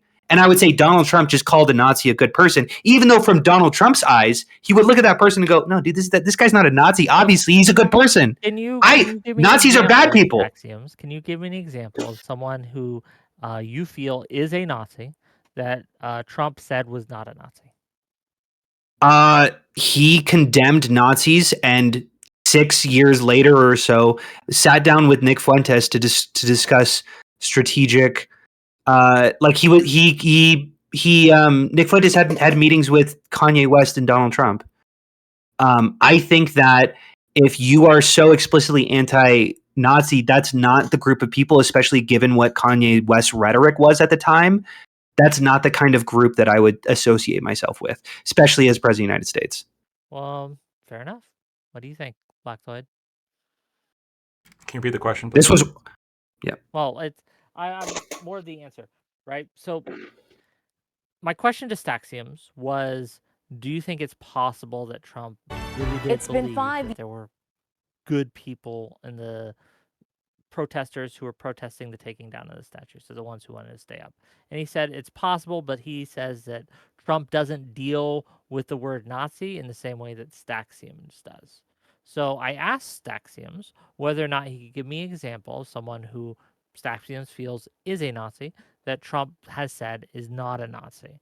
And he referred to Fuentes as his example, because Fuentes had meetings with Donald Trump, had meetings with Ye as well. My question to you, Lactoid, would be that do you not think that this is a good example of Trump refusing to condemn a Nazi and instead hanging out with him? So I think the reasonable interpretation here is that he wasn't aware of Nick Fuentes' beliefs about Jews and So other you like think he was Nazi. just ignorant? Yeah, I think that's reasonable. I- I think it's very You- reasonable. Hold on, you had a Yeah, answer time. valid. No, valid. Sorry. I think it's very reasonable for again when we're looking at like what's the most likely interpretation here. Not even like the most charitable, which is what we should be doing, but what's the most likely interpretation here?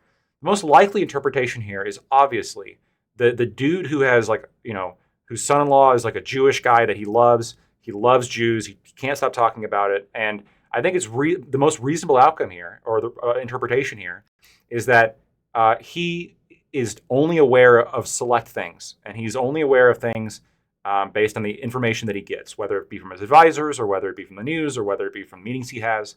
And there's obviously, when you're dealing with a country of over 300 million people, there's going to be gaps in your knowledge. You're going to be dealing with people that you might not know who they are.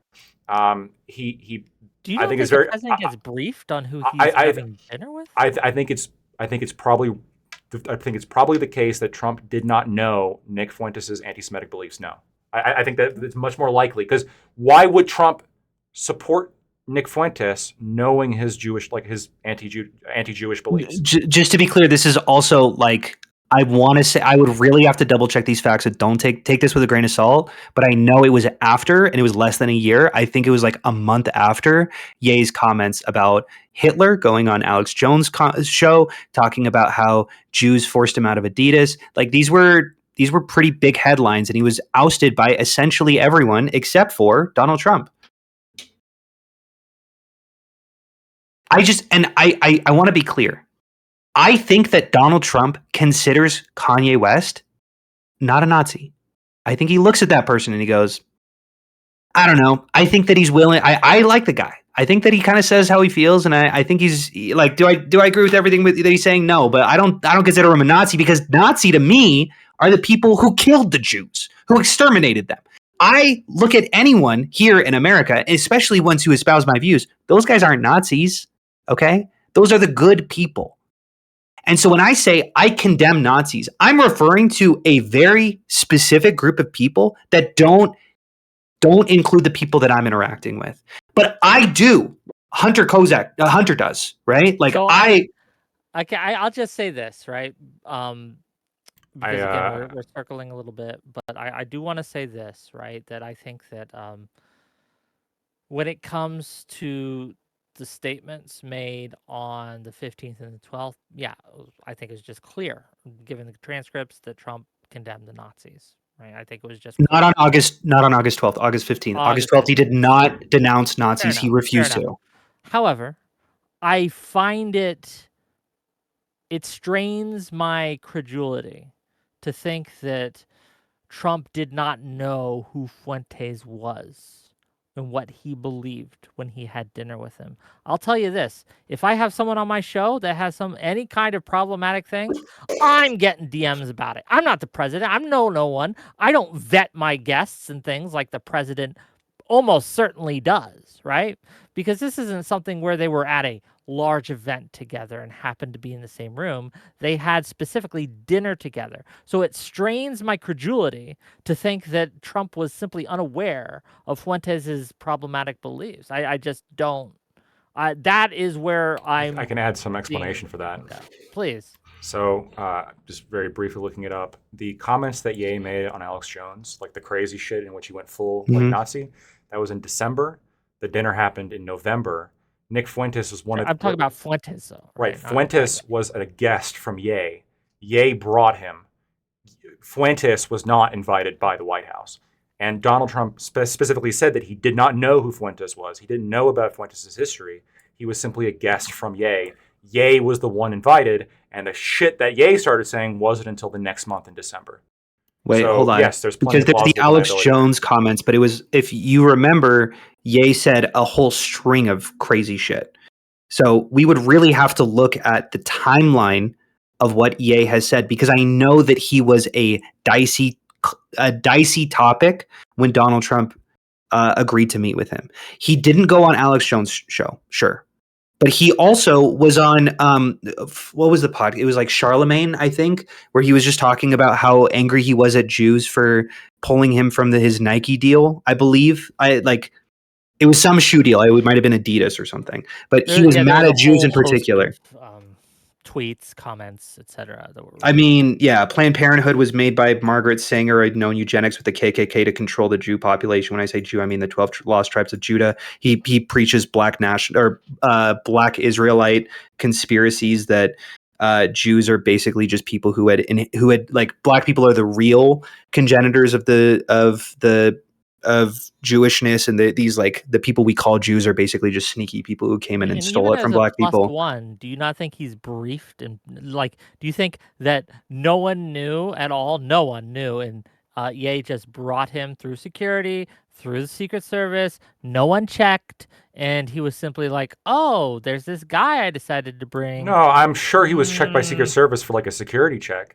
But no, I don't think that Donald Trump did like a full So look I'll tell you into about when they into tried to. Just to be Fuentes' like clear, political background, because just to be clear, I'm looking at this here, like the shit in which like Ye starts going like off the fucking rails. Like he's saying stuff that could be interpreted as anti-Semitic prior to December to Alex Jones's show, but the reason why the Alex Jones show was so incendiary is because that's when the mask like theoretically comes completely off. I know he's wearing a mask during it, but when you're looking at the statements that he makes prior, they're questionable, right? And you can say that, like, again, maybe Trump should have been better at like knowing the suggestions that were being made. One right here, he said Margaret Sanger was a known eugenicist. That's true, and founded Planned Parenthood with the Klan to control the Jew population. And when I say Jew, I mean the 12 lost tribes of Judah, the blood of Christ, who are the people known as the race black really are.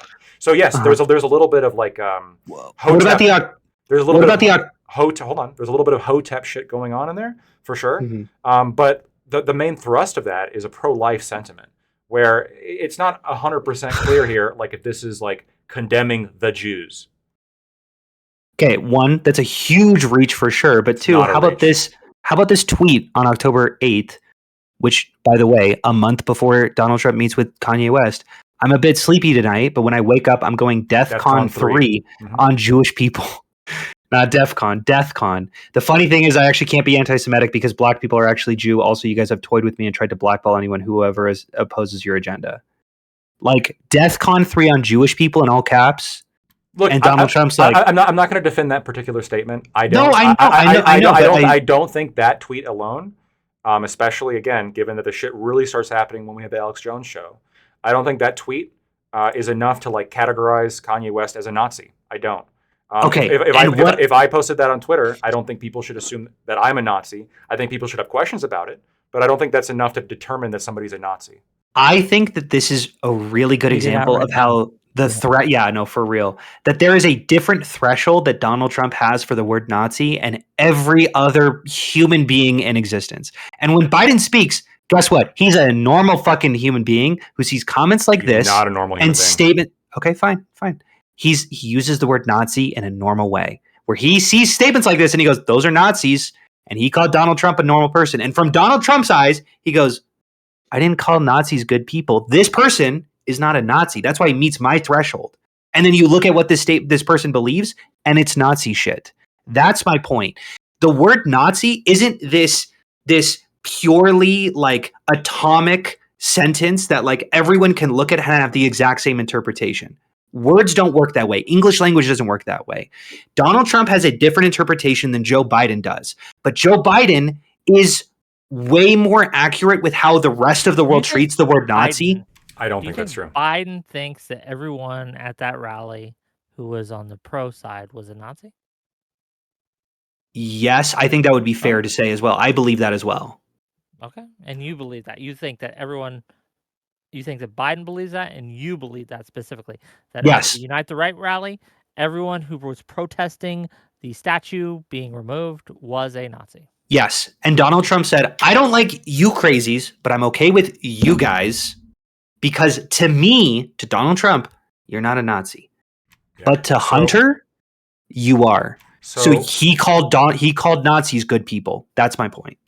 So I don't believe that every single person involved in that protest was a Nazi. I think it's, from what I understand, one of the organizations that put it on was Anti-Com Action, which is, with the ideology within Anti-Com Action ranges. There are some problematic elements for sure, but there's also large segments of Anti-Com Action that are not Nazis, right? They're sort of right-wing anti-communists, and their belief system is like these fucking communists. They're trying to do X, Y, Z. They were one of the organizers of that event, and they were there. I think it's more than likely. And now, but going back to something you said, Saxioms, I think that because Nazi has no firm definition, you could convince yourself that not only was Biden correct, because you could say, well, Trump was not referring to some group as Nazis. He was only referring to like certain people there as Nazis. But there were people there that were Nazis that in Trump's mind were not Nazis, but I would say are Nazis. The problem with saying that, though, is when, first of all, you're reading into very, very explicitly, you're trying to read into what Donald Trump thinks is a Nazi at that rally, as opposed to what he actually said, right? Remember Biden said that Trump called Nazis very fine people. Not that, specifically people Trump, who were Nazis. Yeah, not that Trump had some kind of belief as to some of the people there that we would all agree are Nazis are not Nazis, but that or that he doesn't think are Nazis. Biden said that he called them Nazis, which is a lie about what Donald Trump said, and that lie is important because we can interpret, if we want to, we can interpret anybody as a Nazi. For example, Staxons, when you call Democrats very fine people, I could say you're calling Nazis very fine people because Democrats are Nazis. Democrats are Nazis. You're calling them fine. You're calling Nazis very fine people, according to me. Wait, hold on. That's not how language works, even a little bit. Like I can send you some Wittgenstein articles if you'd like.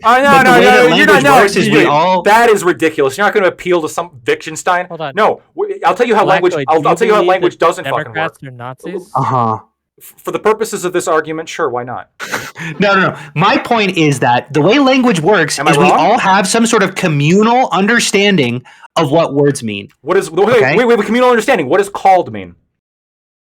Explain. If you say sure, Donald Trump called I'll read the exact transcript. I don't want to get it wrong. Okay, wait, no. I understand what you're saying. No, I'm going to read it because I don't want to get it. I don't want to get it wrong. Go ahead. I want to be very explicit about what I say. So, okay.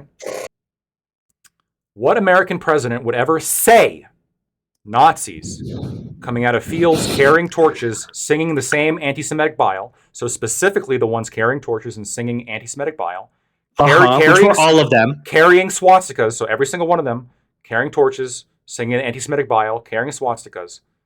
Those people, Biden was saying, quote, what American president would ever say Nazis coming out of fields, carrying torches, singing the same anti-Semitic bile, carrying swastikas were fine people. So I'm going to ask you about common language here. Right. What does it mean when you say that somebody said that these people over here who were coming out of fields, carrying torches, singing anti-Semitic bile, and carrying swastikas, that's what these people were doing? Biden said that Trump referred to these people, the people carrying swastikas. These people were fine people. Here's the problem. Do you think that Donald Trump was referring to the people carrying swastikas as very fine people? Hold on. Let me look at. I need an answer to this before we move on. Do you think that Donald Trump was referring to the people who were carrying swastikas? Well, I want to point to one problem with the ambiguity of language. Okay? No. I'm asking you a personal question. Do you believe that Donald Trump was referring to the people who were carrying swastikas as very fine people? I don't remember if I saw videos of everyone carrying swastikas, but I did see everyone carrying tiki torches. I wouldn't be surprised if there were swastikas that were. Asking about the people who were carrying swastikas. So the ones who were No, carrying. no. It depends on if everyone was or if some were. Does that make sense? That would depend on the lie. Hold on. No, I'm confused. So Okay. what Lactoid is asking is that if you believe when Trump was referring to very fine people on both sides, if that included the people who were specifically holding swastikas at the Unite the Right rally, do you think that he was referring to those people specifically as very fine people in his statement? No, I do not. So what Biden said was inaccurate, right?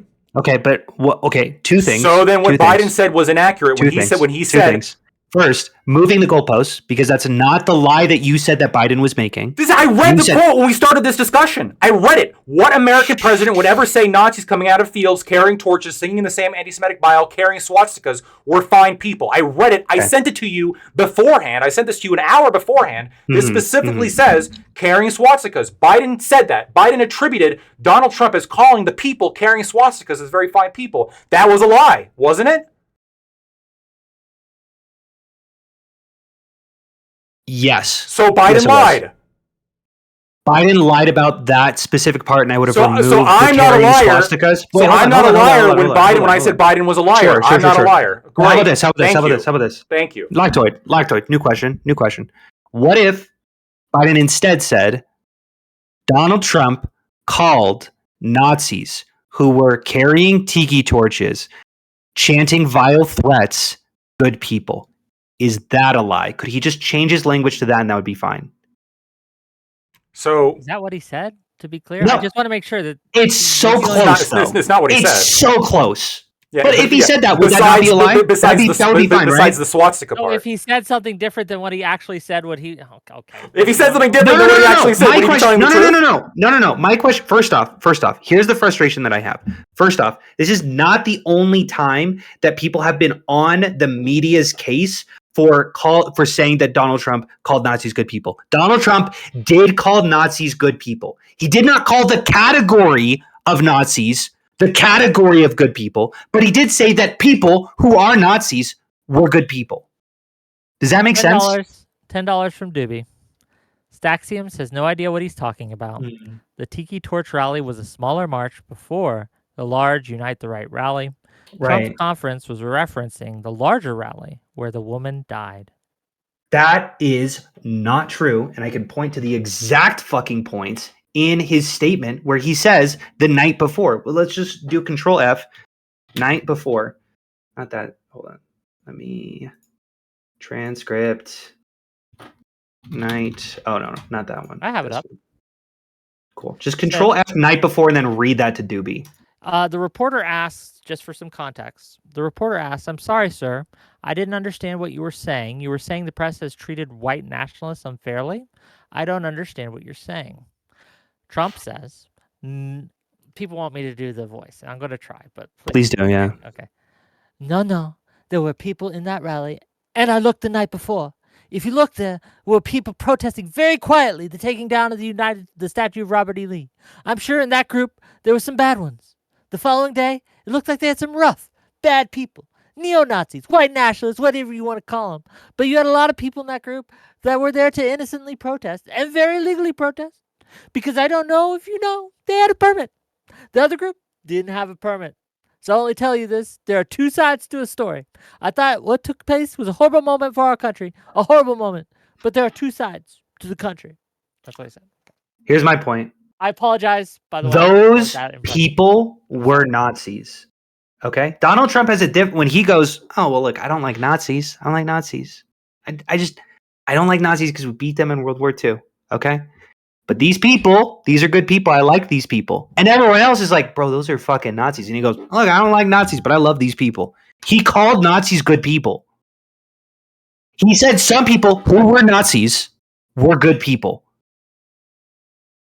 I feel like we're kind of possibly retreading a little bit of old ground because the response to this is again. Of course we are. Yeah. Look, I'm already getting. I'm getting over the high a little bit of the concession that I was right. So give me a second. But if that was your whole point, is that he shouldn't have just said that the swastika's I'm still coming down from being right. Give me a second. I said it's euphoric for me. Okay, this is I love it. This is why I do this. But I think what we're going to retread is that there are such things as conditional statements, and what a condition is in logic is if condition Y, then X happens, or if condition no, then B happens, right? X, Y, A, B, right? You understand what I'm trying to say? Okay. And when you put forward a conditional statement of, oh, I like all the people in here except the pedophiles or the PDF, whatever. I'm just gonna fucking say it. Sorry, the pedophiles, right? And then it turns out that all of them are pedophiles. You can't take that statement to mean, even if you're skeptical of somebody potentially liking people who are pedophiles, you can't take that statement to mean he said that he liked all the pedophiles, because you're ignoring the conditional statement. This is an error of logic. Even if you're right that Donald Trump actually secretly loves Nazis, even if you're right that his conception of Nazi is way more limited, and in fact a lot of people are Nazis that he wouldn't consider Nazis, that can all be correct. But what Biden said, which is that he called these people very fine people, that is wrong, because it was a conditional statement. These are fine people except for the Nazis, except for the white supremacists. Okay. So the people there who were Nazis and were white supremacists were not included in the very fine people. That's the purpose of a conditional statement. Okay, first off, not really what a conditional statement is. A conditional statement usually follows the form if P then Q. But that's an example of one type of conditional statement, but what I said is also a conditional statement. Incorrect. That's not, a proposition. Not incorrect. If P then Q, if they're Nazis, then I don't like them. That is a conditional statement. It is a condition. No. But he's saying. I like these people except for these people. Not if these people are these things, then I wouldn't like them. If he says except for, he's saying that if they were Nazis, he wouldn't like them. Okay, here's my problem. That's the same thing. If he's saying, except I like you guys, except for you over there, he's saying that if you're one of those people over there, he doesn't like you. It's a conditional statement. Yeah, you could reorder the statement so that it's conditional, but I wouldn't call it a conditional statement. Okay, but here's my problem, Lactoid. We could reorder everything and then you'll be right, Lactoid, I guess, but I'm going to argue with it in a particular order that I like, because... Well, you're the one who cited logic, so Yeah, I'm the only one that cited logic this entire fucking debate. It's axioms. Just admit that I'm right. Just do it. Just say definitively, Lactoid, Biden sucks. He's a liar. He lied. Okay, just say here's my question. I genuinely don't understand why you can't concede this one point. Let's say that Donald Trump doesn't like Nazis, and when he says the word Nazis, what he means is fucking people who were taken down in 1940s. Okay? 1940s Germany. Yeah, that's okay. what he was No. I'm not saying that's what he did, but let's just say he was, okay? And then he said, I don't like Nazis, but these are good people, okay? And he's pointing to a neo-Nazi. And he goes, that doesn't meet my definition of Nazi. But every single person on this panel would go, dude, that's a fucking Nazi that you just pointed to. Did he just call Nazis good people? Yes, if he specifically points out someone who is a Nazi, and we already went through this logic. If he specifically points out somebody who is a Nazi and says, that person's good, but I don't like the Nazis, that would imply that Donald Trump has a different perception of what a Nazi is. And then and then that could lead to follow-up questions, but you can't make the jump then to say that he calls Nazis very fine people. At most, you can say, that he has called this. Hold on, you can say that he's called Nazis those specific this people. Nazi. Yes, right. this Nazi or anybody else that he points to, he called them very fine people.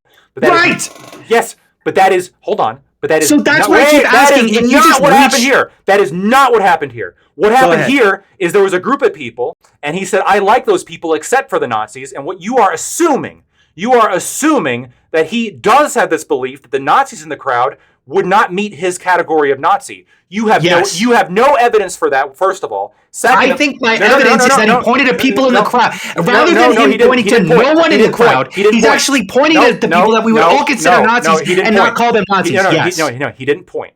He didn't point. A much more plausible explanation is that he was under the impression that there were people in that crowd that did not fit the criteria that all of us would agree upon would be Nazis, including him, especially when we're considering what they were chanting, aka Jews will not replace us. That's a much more that is a much more reasonable explanation of the intention of Donald Trump here. But you're refusing to acknowledge that.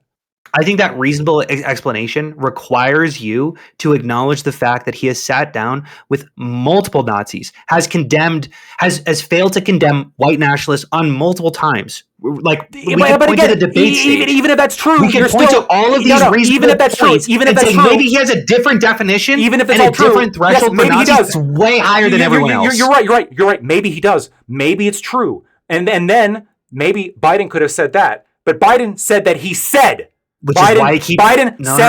He said, you can't look into someone's mind, He didn't fucking quote you. He didn't quote him. He didn't say he said Nazis were good people. He said, he said that Nazis were good people. No. He said, right here, what American president would ever say Nazis coming out of the fields, carrying torches, singing the same anti-Semitic bile. I'm sure Trump would love that. You think that was a quote? You think that he was quoting Donald Trump? No. That Donald Trump said, quote? No, I'm not saying that was a quote. Right. I'm saying that's still a lie. Because you're saying that Donald Trump said that the Nazis carrying torches, singing anti-Semitic bile, and carrying swastikas were fine people. You already agreed that was a lie. We're going to erase wearing swastikas, and that statement is exactly correct. Sure. Correct statement. Okay, let's remove the swastikas. You think then that the people singing "Jews will not replace us," the anti-Semitic bile, you think Donald Trump doesn't think they're Nazis either? Correct. That's what I'm saying. Because who the fuck is he referring to then? Who could he be talking about? Who could he be looking at that crowd and going, actually, these guys are all right? Who could he be referring to? Okay. Else not. Throwing a flag on the play, because this is the same thing we were talking about an hour ago. So what we're going to do now is we're going to move to closing arguments, closing statements, and then after we do that, I want a brief after action report with both of you, just very, very short, right? We'll keep it brief, but because there's been some crazy shit that has been done in this whole thing, and I just want to talk about it for a minute so my brain doesn't explode. I guess you don't have to say, I'll just rant to my chat, but let's give closing arguments. I'm going to let Lactoid go first, and then Staxiums can have the last word. And remember, we're talking about whether or not Biden lied. We've got a lot of places, right? But that's what we're talking about. So we're going to give it to Staxiums first. Or no, I'm sorry, Lactoid first, and then Staxiums, and then we're going to close it out. And make sure to tell people where they can find you as well. I got their links in my YouTube description, too. You can just click on their names to their YouTube. But, go ahead, Lactoid, please. Yeah, I mean, this is, I think, an example. There was... a couple days ago, I was arguing with two Democrats in a bar, actually, who were arguing with me that Donald Trump faked his assassination attempt.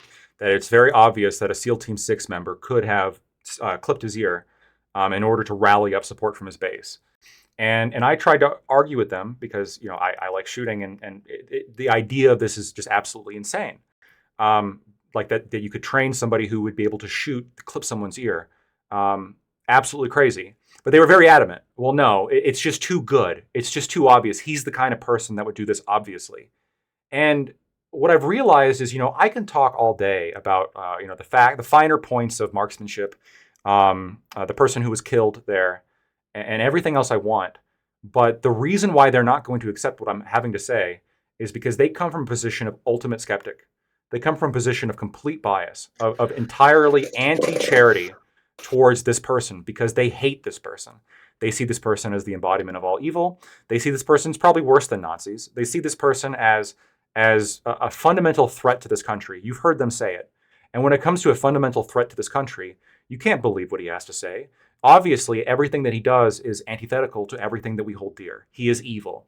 And this is exactly what happened. This is how the media treated Donald Trump. And this is exactly how people generally in the United States treated Donald Trump after his statements on Charlottesville. There was a clip chimp of August 15th when they took a specific statement that Donald Trump said, despite the fact that he immediately followed up by condemning white nationalists and Nazis totally. That was never commented upon, that wasn't elaborated on by the mainstream media or by detractors of Donald Trump. What was instead commented on was he called the Nazis very fine people. Donald Trump did not say that. You can believe that in his head he likes the Nazis, but that has nothing to do with what he said. What he said was the Nazis should be condemned totally. Do we know what his definition of Nazis are? Do we know what anybody's definition of Nazis are? Technically not. But he said that the Nazis should be condemned totally. And so when Joe Biden goes on the debate stage, and prior to the debate as well, and after the debate, and continues to spread this misinformation that Donald Trump said this is worthy of criticism. It is worthy to point out that Biden has lied about this.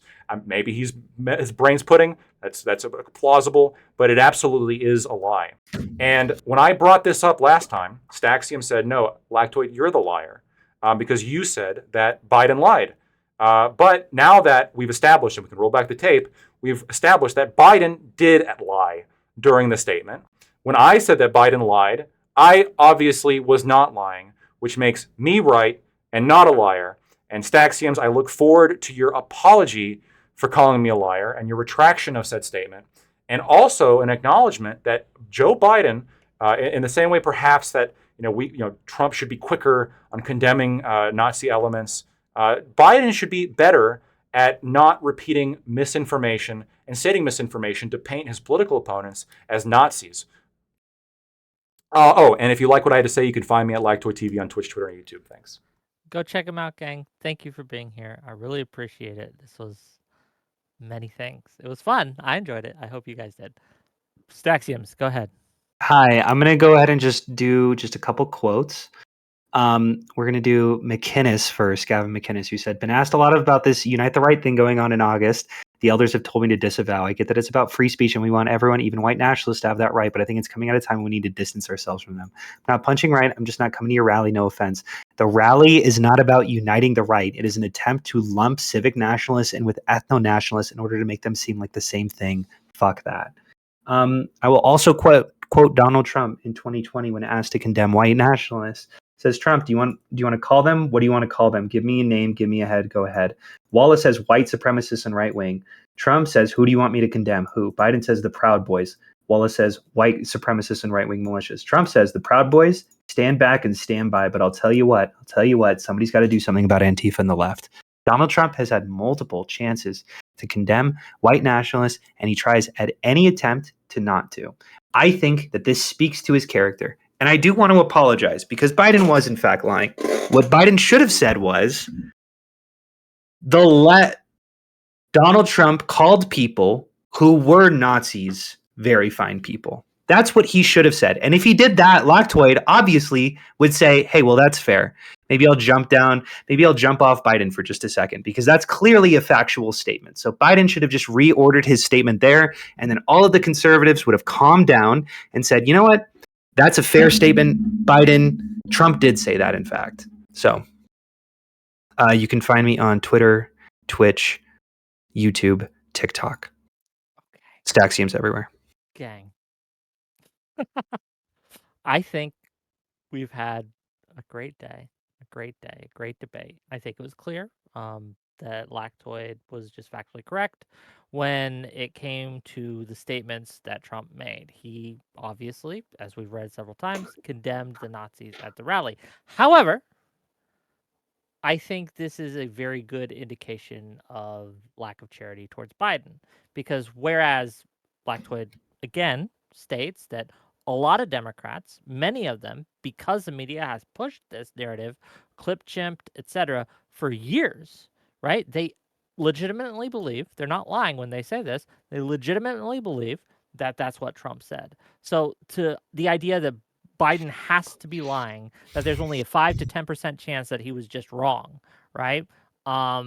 Whereas when we talked about Trump, he is probably wrong. He probably just didn't know who Fuentes was. And I think there is a asymmetry here when it comes to the charity we're willing to give. Where he is correct, though, on, Trump just didn't say that. But Yeah, that's my 2 cents.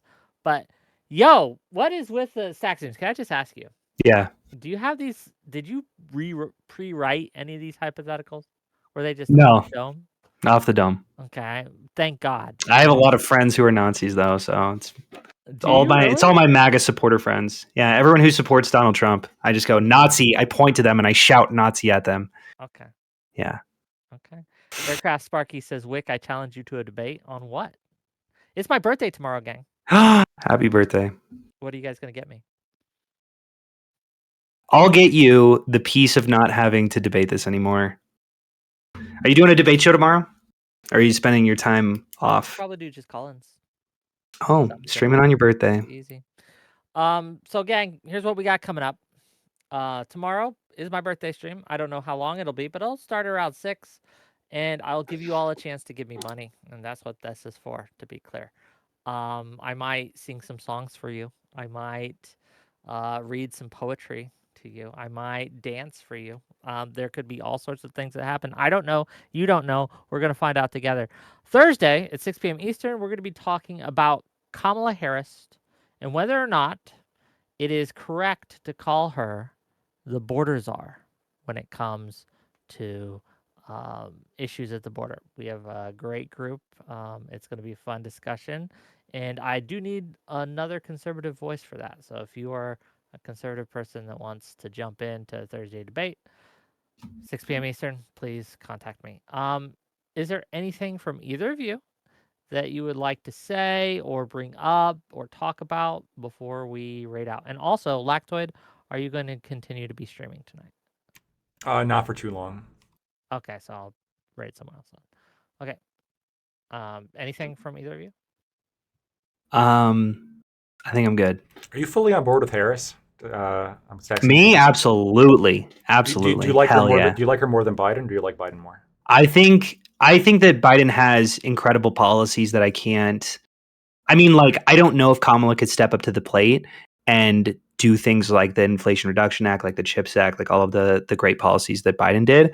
But when it comes to her messaging, when it comes to her enthusiasm, when it comes to her as a political candidate, I think that she's miles better than Biden. Do you think that she's more left wing than Biden is? It depends on the issue.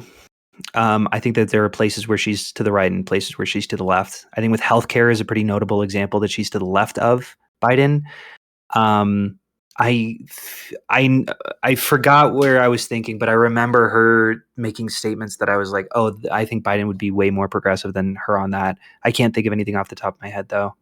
But Wick is Biden's #1 supporter, so maybe I Biden. like Biden more than Harris. Do you feel like Do. just to ask Lactoid's question? Do you think that she is more progressive than Biden? I don't know. I think that she's said a few things during the 2020 that were to the left of Biden. I think that whether or not that was her simply trying to uh, garner the progressive vote from the 2020 primaries, or whether those were her actual policies, I don't know. During her time as Attorney General, her policies were fairly moderate. I mean, they're still lean left. Obviously, it was California after all. But I think that I find no fault in her Attorney General policies that I'm aware of. My issue with Harris is I don't. Obviously, she's better than Trump. I want to get that out of the way there. Like Trump isn't even like Lactoid said that Biden isn't even a consideration, or Democrats aren't even a consideration. For me, Trump isn't even a consideration, right? But when it comes to Harris, I just don't know what she's done that I'm like, yeah, I'm for this. The things I can point to were her supporting of Biden's policies when it comes to the CHIPS Act, the um, infrastructure bill, all those things. Those were great. And she was part of the team, no doubt. But what has she done specifically? I don't know. So. Yeah, it's kind of the hard part So- about being vice president is that she isn't really in power at all. Like she's just kind of there just in case Biden ends up dying or being decommissioned in some way. So like she was part of the team, but certainly less so than any of his cabinet members were. So according to GovTrack, apparently she was rated the second most liberal member of the 116th Congress between 2019 and 2021. Wow. So she was just behind Bernie Sanders. I don't know how they rate those. Again, this is one of those things where people say shit, and I'd have to look into the specifics. So you would agree, you would say, Lactoid, that she is definitely more progressive than Biden, right? I mean, from what I know, I don't know all of her positions. I know that based on, I guess, GovTrack's analysis, based on what I remember from the 2020 primary, I remember her as definitely being much more progressive. And I remember specifically looking at like which candidate would like raise spending the most. And Hold if on, I what remember policy correctly, has I she think she was. passed that was super progressive? So well, again, Wait, if what you're, policy has she passed? Was yeah, she ever in a legislative position? she was a senator, right? Yeah. Yeah. She So was. Oh, duh. Sorry. yeah. I was just So thinking that, yeah. I'm guessing she No, voted for as you would everything ask Democrat. me, as you right? would ask me, like, why do you like? This is a question like, why do you support Harris? What policies has she passed that you like, right? I would ask you, like, if you're going to call her or allude to her being one of the second most progressive senator, second most progressive legislator. Okay, what are those policies that she's advocated for and passed? So I don't know the exact policies. All I know, That's the two things. that's the game. Well, That's the no, issue, right? that's not the game, because I said the two things that I'm using to base my perception that she's more progressive is the GovTrack analysis, which is a nonpartisan organization that rates these people, and from what I recall from her 2020 primary run, her proposals would have racked up government spending more than I think most of the other people on the 2020 Democratic primaries. I can find that information. I do recall that. In terms of what she actually did as senator, I'm just going off of what GovTrack says that her voting record as a senator was the most progressive.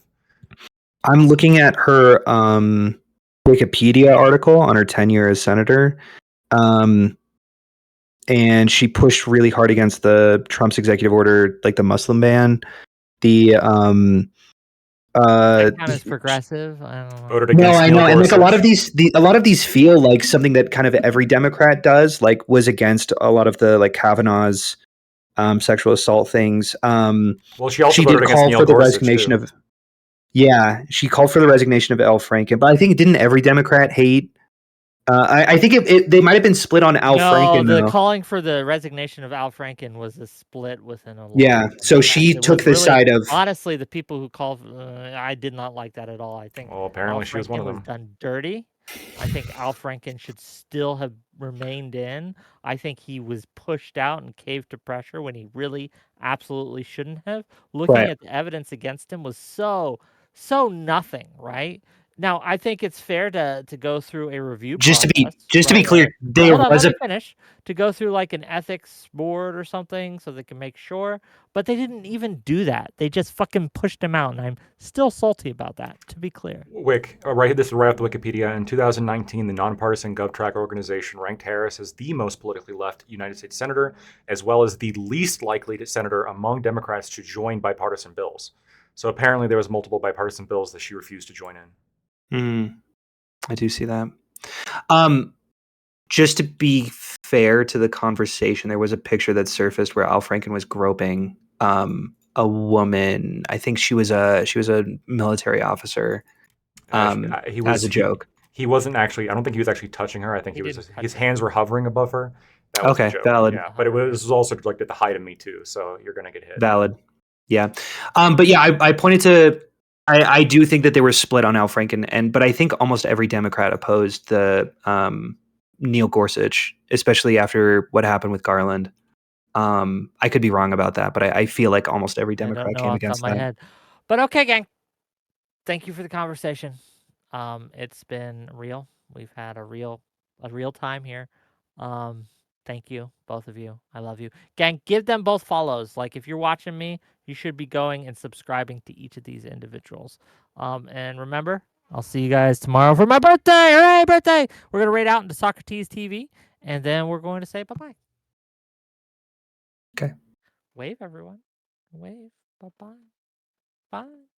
Bye. Bye. What the Okay. fuck? What? Just something else that I'm saying. She was an early co-sponsor of Green New Deal, like much more so than other Democrats. Yeah, I So see that's that too. probably what pushes her left. I think it's the least likely senator among Democrats to join bipartisan bills. I think that part's interesting. Yeah, maybe. Yeah, valid. But I don't see what she didn't join in on. So who knows? And here, my problem with like Kamala is, and the reason again, I pushed really hard against Biden dropping out, and I'm disappointed he did. I don't know her positions on things. What am I supposed to like? Oh, What am I supposed to advocate for when I don't know? So GovTrack actually does have. So there was 471 bills that Harris. Of the 471 bills that Harris co-sponsored, only 15% were introduced by a non-Democrat, which is the That lowest. doesn't matter to me so much if the bills that she did sponsor and participate in were good bills, right? If a majority of them were good bills, then I'm fine with it. I don't care. Has she given forward a policy platform yet? I'm thinking she's gonna I don't know. I have to look. I am hoping, I am praying that she chooses Shapiro as her vice president because, gang, I live in Pennsylvania. Shapiro is great. I would be very excited to vote for Shapiro if he was on the ticket. But right now I'm just kind of like I'll vote for her, but I'm not. Maybe. She also she missed the third most votes of all senators. She missed 61.9% of all votes. That sucks. She also held the fewest committee positions compared to anyone in the Senate. Senate sophomores. So people of her tenure, similar tenure. Yeah. So I guess here's my. So just to be clear, my concern here is we have the most politically left, according to GovTrack, the most politically left, least likely to join bipartisan bills, third most absent, fewest committee positions, and she's here now without a Democratic primary because Biden dropped out. It's pretty fucking crazy. I mean, we're 3 months away from the election, and we don't even know her platform. Fair. These are all fair statements. I also think that there is no doubt in my mind that there's going to be a peaceful transfer of power, and unfortunately, you guys are she's up against a fascist narcissist known as Donald Trump. You think he's a fascist? I knew it. I fucking knew it. I read your people's minds. You think Donald Trump is a fascist? 100%. 100%. Do you not? No. We didn't get into the January 6th shit. Save it for another day. We can make this a whole thing. We can make this a series, okay? Save it for another day.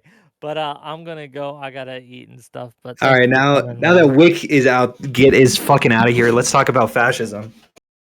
I don't want to have a fucking conversation about That's fascism.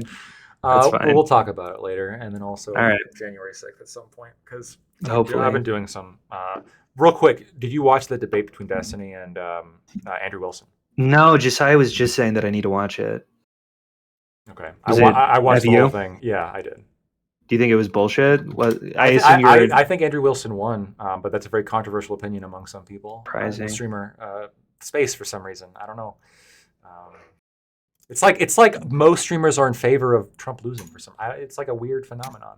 I mean, I'll have to watch it, but I cannot. I don't know. I think Andrew Wilson's a moron. So,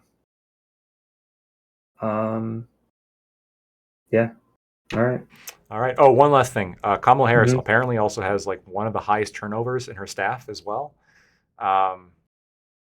I hear what you're saying. But fucking when we're talking about turnovers with staff, and we're looking at Donald Trump. You know what I'm saying? You saw his cabinet positions, how they were just rolling through. I don't know. I hear what you're saying. Democracy is at the end of the day lesser of two evils. I'm not completely thrilled about Kamala. I think her messaging is great, but from a policy wonk perspective, I'm not that thrilled. But I'm excited to vote for someone who has general support and is not Donald Trump at this point. Like, I don't know, if we were throwing some moderate Republicans who took sides on things that I think the progressives were wrong about, then like we could for sure talk. But until that happens, just so we're clear, Donald Trump's turnover was 85% during his tenure. Under Kamala Harris, her turnover was 92%. All right, valid. But those are comparable numbers. Is that fair to say? Those are comparable. They're close. Those are insanely high. Those are both insanely high numbers. 85 to 92 is very close. I would agree. They're both very insanely high. But if someone brings up Trump's turnover, no one's bringing up Trump's turnover as a reason to hate him. That's the thing, is you have to reach for turnover rate while I'm reaching for a threat to democracy. I have heard people bring up the turnover rate. I don't know. Okay, maybe. Then those people are... I think that it's fair to say that almost everyone in his cabinet calls him an existential threat. Like, so many people... I think a lot of people believe he's an existential threat, sure. Well, so many people who were ex-allies of him, yeah, who have turned really hard against him. Yeah, for sure. No, for sure. I'm not disagreeing with that. But yeah. All right, homie. I'll catch you later. Peace out. Bye. What do you guys think? Kamala being a blank slate is somewhat ironically working in her favor. Yeah, it is actually. I think that a lot of people are sort of getting to the point where they want to vote against as opposed to vote for. And when you have the baggage that Trump has, which he has baggage, you want to vote against him. And when you're Kamala Harris, who I think there's baggage that you can point to, but I think even J.D. Vance recently said that like she doesn't have the same baggage that Biden had, specifically with like his policies being president. Because whenever you're president, there's always something you can point to, but you also have that incumbency advantage that I think she loses, obviously because Biden's out. There's a lot of people who will literally just go to the polls and vote for the incumbent. Like that, there is a boost there that she's not going to get when Biden got it. That's clear, right? So that's a negative working against her. There's definitely things you can point to. The fact that she's super progressive. Just one of the big things that I think should be hammered. The fact that she's here without a primary. What's that all about? Border czar. Yeah, I've heard this. I don't know what this means. Like I've heard this border czar. I understand that people have like said this, but like, what the fuck? Kamala Harris was not the one who is in charge of the border. Joe Biden is, right? Am I wrong on that? Did Biden delegate Kamala to like go dictate border policy? Because I'm not aware of that. If he did, then they should be hitting her absolutely with that. He said he'd put her in charge of the border, but did he though? That's the question, right? We can't be like them and just be like, oh, Project 2025, even though it's false, right? Just pushing that lie because that's a lie, right? I want to know if she was actually a border czar or not. But Biden delegated. She even said in an interview, maybe she did. I'll have to see the interview if he delegated that power to her. I heard she was born in Kenya. Nice meme. A+. The border wins this one. Obviously, the border is like the issue that Republicans are going to hit because that's the one they're strongest on. Just flat out. It's not even like in my top 10 personally important considerations, but politically speaking, it's the one they're going to push. The Republicans are going to push because it's most popular. Victory, hell yeah. I'm scrolling up to the chat, by the way. So if I'm going to start saying stuff that sounds disjointed, but I'm just reading what people say. Roland Scott here says, victory, I appreciate it. People don't know what to attack her on. Yeah. Oh, this is the blank slate comment. Yeah. When people were saying like, oh, she slept away to the top, my understanding is like there's some truth to this, that like she did like use kind of relationships to like get ahead. And if that's true, she should be attacked for that. But for some reason, people are saying she shouldn't because it's sexist. I don't know why it'd be sexist. If you're a man and you slept your way to the top, you should also be criticized for that. You got there not because of your merits. If you were a nepotistic hire, you should be criticized for that. I have openly criticized Trump's selection of his family because I think there was an element of nepotism there that's very problematic. She just can't work with people. Now her turnover is fucking higher than Trump's. Crazy. If Trump can't work with people, Kamala can't work with people. That's crazy. Oh, Jebtan, by the way, if you're still here, I wanted to point out, great point when it came to like the removing of lifetime appointments. If you know, oh, his term's going to run out, because this allows people, I think, to time it, right? Like, oh, like I'm running out of time. I got 2 years left, or 1 year left. I'm running out of time. Can we really trust that person who has a job lined up afterwards? Of course, you're like, oh, they should, say they should disclose conflicts, but like, why would they disclose conflicts if they're losing their job anyway? I don't know. I actually agree with you, Jebtan. Actually, that I think that the concern of corruption has always been one of the reasons why we have always been one of the reasons why we have lifetime appointments, right? Because we don't want corruption. A grift can just be a promise for a job. Yep. Changing a lifetime appointment would take an amendment. I agree. I don't think you can do this by statute. And I think that this is puffery. This is just smoke. They are blowing up the American people's asses. That is all that's happening. Look, we're going to step up to the Supreme Court, blah, blah, blah, without even fucking... It's not an issue to sleep to the top if both people are consenting. It's not an issue in the sense of like, I don't think she did anything morally wrong necessarily. But I think that there's like, it's reason to question their competence, right? If you have somebody who's like, let's say she is the DA, or like she was put in charge of something because she's sleeping with the boss, reasonable to criticize that. Is she actually qualified to be in this position or not? In the same way, like being a nepo baby, like being given a position just because you're somebody's kid, it's not necessarily wrong, but it does raise the question. It raises the question of like, how do I know? Or like, yeah, there's another factor here that could be in place other than merit that we're considering. This is why affirmative action is so bad, right? There's other factors that we're considering other than merit. We should be minimizing the amount of factors that we consider other than merit when we're hiring for a government fucking position. This position has an obligation to the people of the United States, and you're picking them because of their color, their gender, their relation, their sexual relations. No, it's all bullshit. It's all bullshit.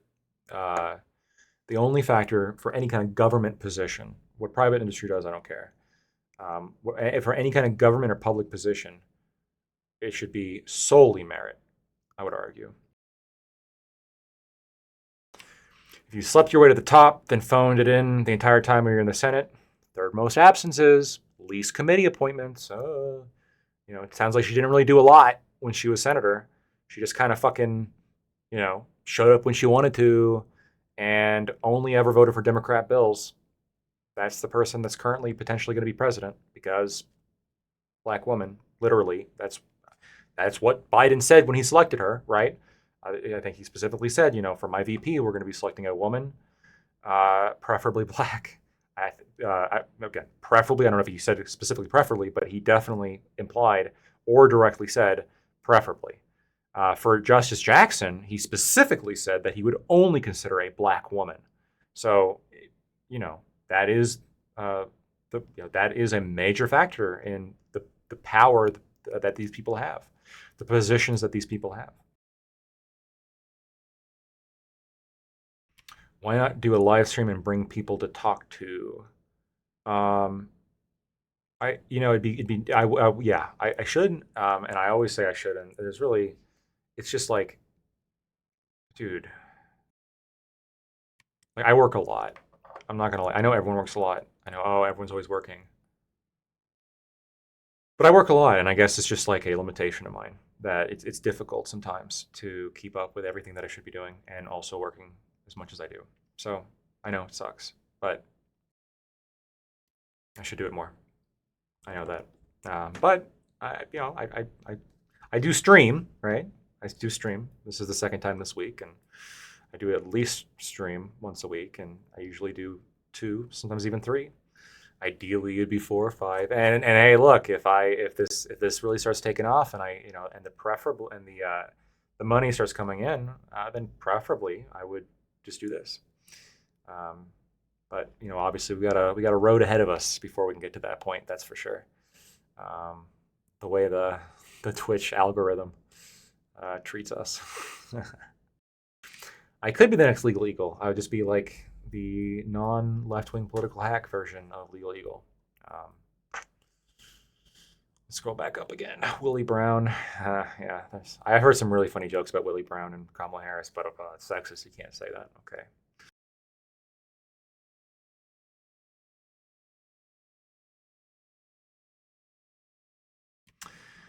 All she has to do is take a knee and run out the clock and make wild and unreasonable campaign promises she doesn't intend to keep. Fair. I always hate that politicians do this, and she should be criticized if she does it. It's also fair to criticize Trump. I remember distinctly one point, like this was in 2016, like the day before the election. Trump was at a fucking rally, and he said if he gets elected, he's going to make all of our dreams come true. He said that, which I thought was just hilarious. Talk about a fucking promise. Although arguably, just given happenstance, the fact that he was selecting Supreme Court justices off the Federalist Society shortlist, he was one of the most unintentionally productive conservative presidents I think we've had in a very long time. And as it could be much better than the last Republican. I know people are like all about George Bush. Sorry, the Iraq War was a mistake. I apologize if some of you think it's a good thing. Terrible war.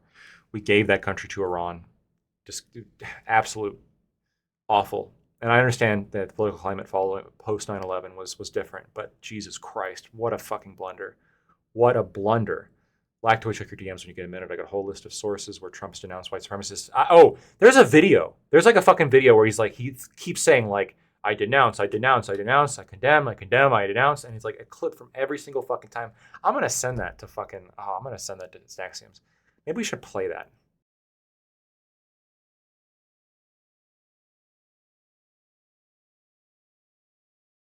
Oh, I got a lot of Discord messages. Give me a second.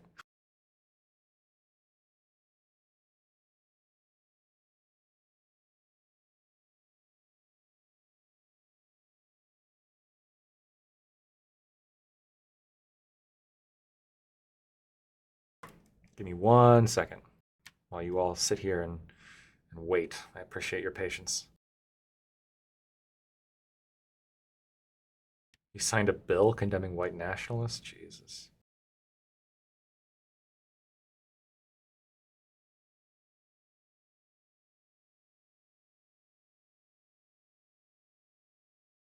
What was I going to say? Oh, yeah, I was going to type in... I can do that here, actually.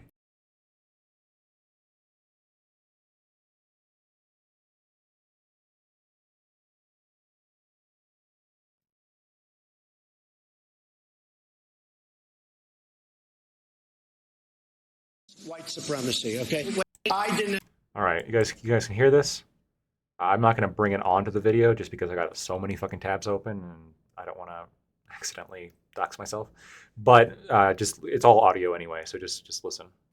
I denounce white supremacy, okay? Wait, are you listening? I denounce white supremacy. Okay. What's your next question? I denounce white supremacy. Okay. You start off with white supremacy, I denounce it. Are you willing tonight to condemn white supremacists and militia groups Sure. and to say that they need to stand down and not add to the violence in a number of these cities, as we saw in Kenosha and as we've seen in Portland? Sure, Are you I'm willing prepared to do specifically? that. I totally disavow the Ku Klux Klan. I totally disavow David Duke. Any group of hate, I am, whether it's white supremacy, whether it's any other kind of supremacy, whether it's Antifa, whether it's any group of hate, I am very concerned about it, and I'll do something about it. In one voice, our nation must condemn racism, bigotry, and white supremacy.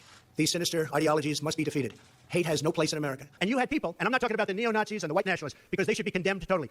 Racism is evil. And those who cause violence in its name are criminals and thugs, including the KKK, neo-Nazis, white supremacists, and other hate groups that are repugnant to everything we hold dear as Americans. I didn't even know he endorsed me. David Duke endorsed me? Okay. All right. I disavow. Okay? What about David Duke is saying to his supporters and followers, vote for Donald Trump. White supremacists are saying, vote. Do you want those votes? No, I don't want them, and I don't want him to say it. Let me ask you about this one. Are you ready before you ask the question? Newt Gingrich said every Republican should repudiate this guy. I did, and I do. Rebuked. Is that okay? Rebuked. Rebuked. Done. When Chris joined, we had a news conference, and they asked me the exact same question. I said, I disavow. I put out a tweet, and I put out on Facebook that I totally disavow. And I disavowed then. I disavowed today on ABC with George Stephanopoulos. I disavowed again. I mean, how many times are you supposed to disavow? But I disavow. Secondly, David Duke and all were disavowed. I disavowed him on Friday. I disavowed him on Twitter and Facebook. They were disavowed again. I disavowed him every time I speak to somebody virtually. It was totally disavowed. So are you prepared right now to make a clear and unequivocal statement renouncing the support of all white supremacists? Of course I am. Of course I am. I mean, there's nobody that's done so much for equality as I have. You know, David Duke is a bad person who I disavowed on numerous occasions over the years. I disavowed him. I disavowed the KKK. Just to put it clear, I disavowed him in the past, and I disavow him now. What do you see as the biggest problem with the Reform Party right now? Well, you've got David Duke just joined. A bigot, a racist, a problem. I mean, this is not exactly the people you want in your party. And I disavowed David Duke, and I disavowed him the day before at a major news conference, but I disavowed David Duke. Now, if you look on Facebook, right after that, I also disavowed David Duke. When we looked at it and looked at the question, I disavowed David Duke. So I disavowed David Duke all weekend long on Facebook, on Twitter, and obviously it's never enough. How do you feel about the David Duke quasi-endorsement? I don't need anybody's endorsement. I'm not looking to repudiate David Duke. How many times do I have to reject? I've rejected David Duke, I've rejected the KKK, the Ku Klux Klan. From the time I'm 5 years old, I rejected them. David Duke and robocalls are out again. The white supremacist movement supporting you. Do you have any words for that? Well, I disavow the Ku Klux Klan, which obviously I'm going to disavow. Do you want white supremacists to vote for you? No, I don't at all. Not at all. And I will tell you, this is not about hate. This is about love. I have to say, I've said it many times, and let me be clear again. I condemn the KKK. I condemn all white supremacists. I condemn the Proud Boys. I spoke out forcefully against hatred, bigotry, and violence, and strongly condemned the neo-Nazis, the white supremacists, and the KKK. So here is my first statement. When I heard about Charlottesville, we're closely following the terrible events unfolding in Charlottesville, Virginia. This is me speaking. We condemn in the strongest possible terms this egregious display of hatred, bigotry, and violence. We condemn in the strongest possible terms this egregious display of hatred, bigotry, and violence. It has no place in America.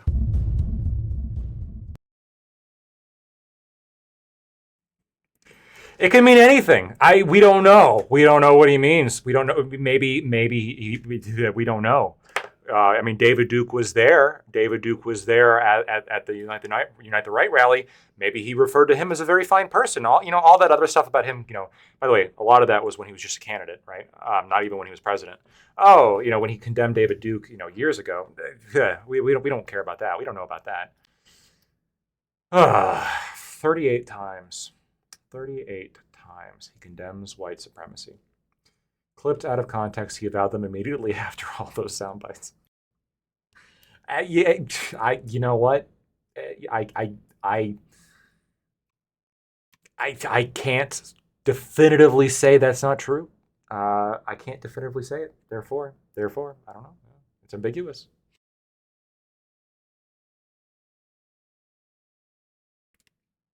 Fucking crazy. Has any president ever disavowed white supremacy as much as Trump? I don't know. I doubt it, but I don't know.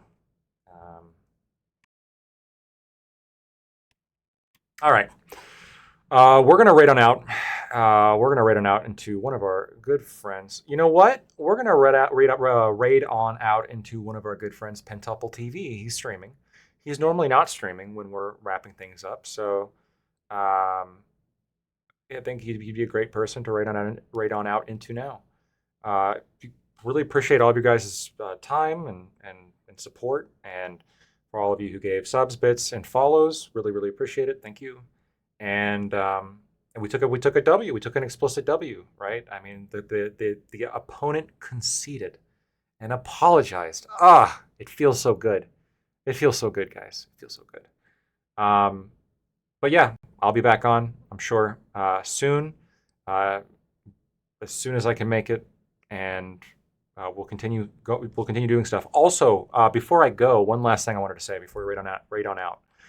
As we get closer to election season, I've already said this, like, content's going to get more and more political. It just is. And especially when it gets closer to election night, it's going to be. I'm going to put a lot more time into streaming more consistently, because that's a very hot time, I think, for political commentary, obviously.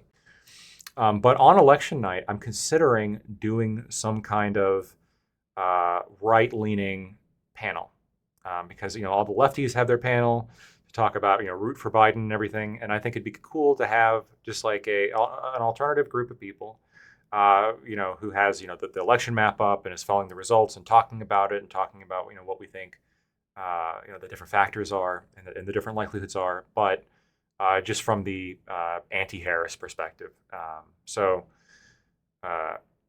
Potentially pro-Trump perspective, depending on how the next few months go. But I think it'll be interesting. So I'm considering doing that. If you guys have any ideas for that for what can be done that night, or any other people that you would like to see on there, feel free just to shoot me a message, or say something in my Discord, or next time we're on here, say, hey, I thought about it. I think this guy would be really cool to be on there. Yeah, I think that'd be a lot of fun. So yeah, catch you guys later. Andrew would be great. I don't think he would join. I don't think he knows me well enough. But hey, no, he'd be cool. I think Andrew's a smart guy. I do. I think that he's a smart guy. I think even people who don't like him have admitted that he's a smart guy, because he is. I'm still a little bit salty that he fucking ducked out of the discussion, like the one fucking panel that he was going to be on that I was on. But what are you going to do? What are you going to do?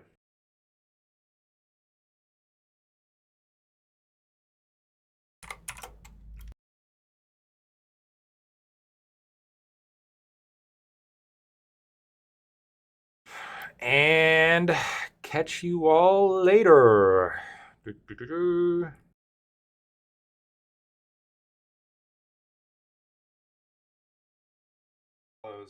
Are people actually seeing my live streams on Twitter now? Am I fucking... Is there a chat going on?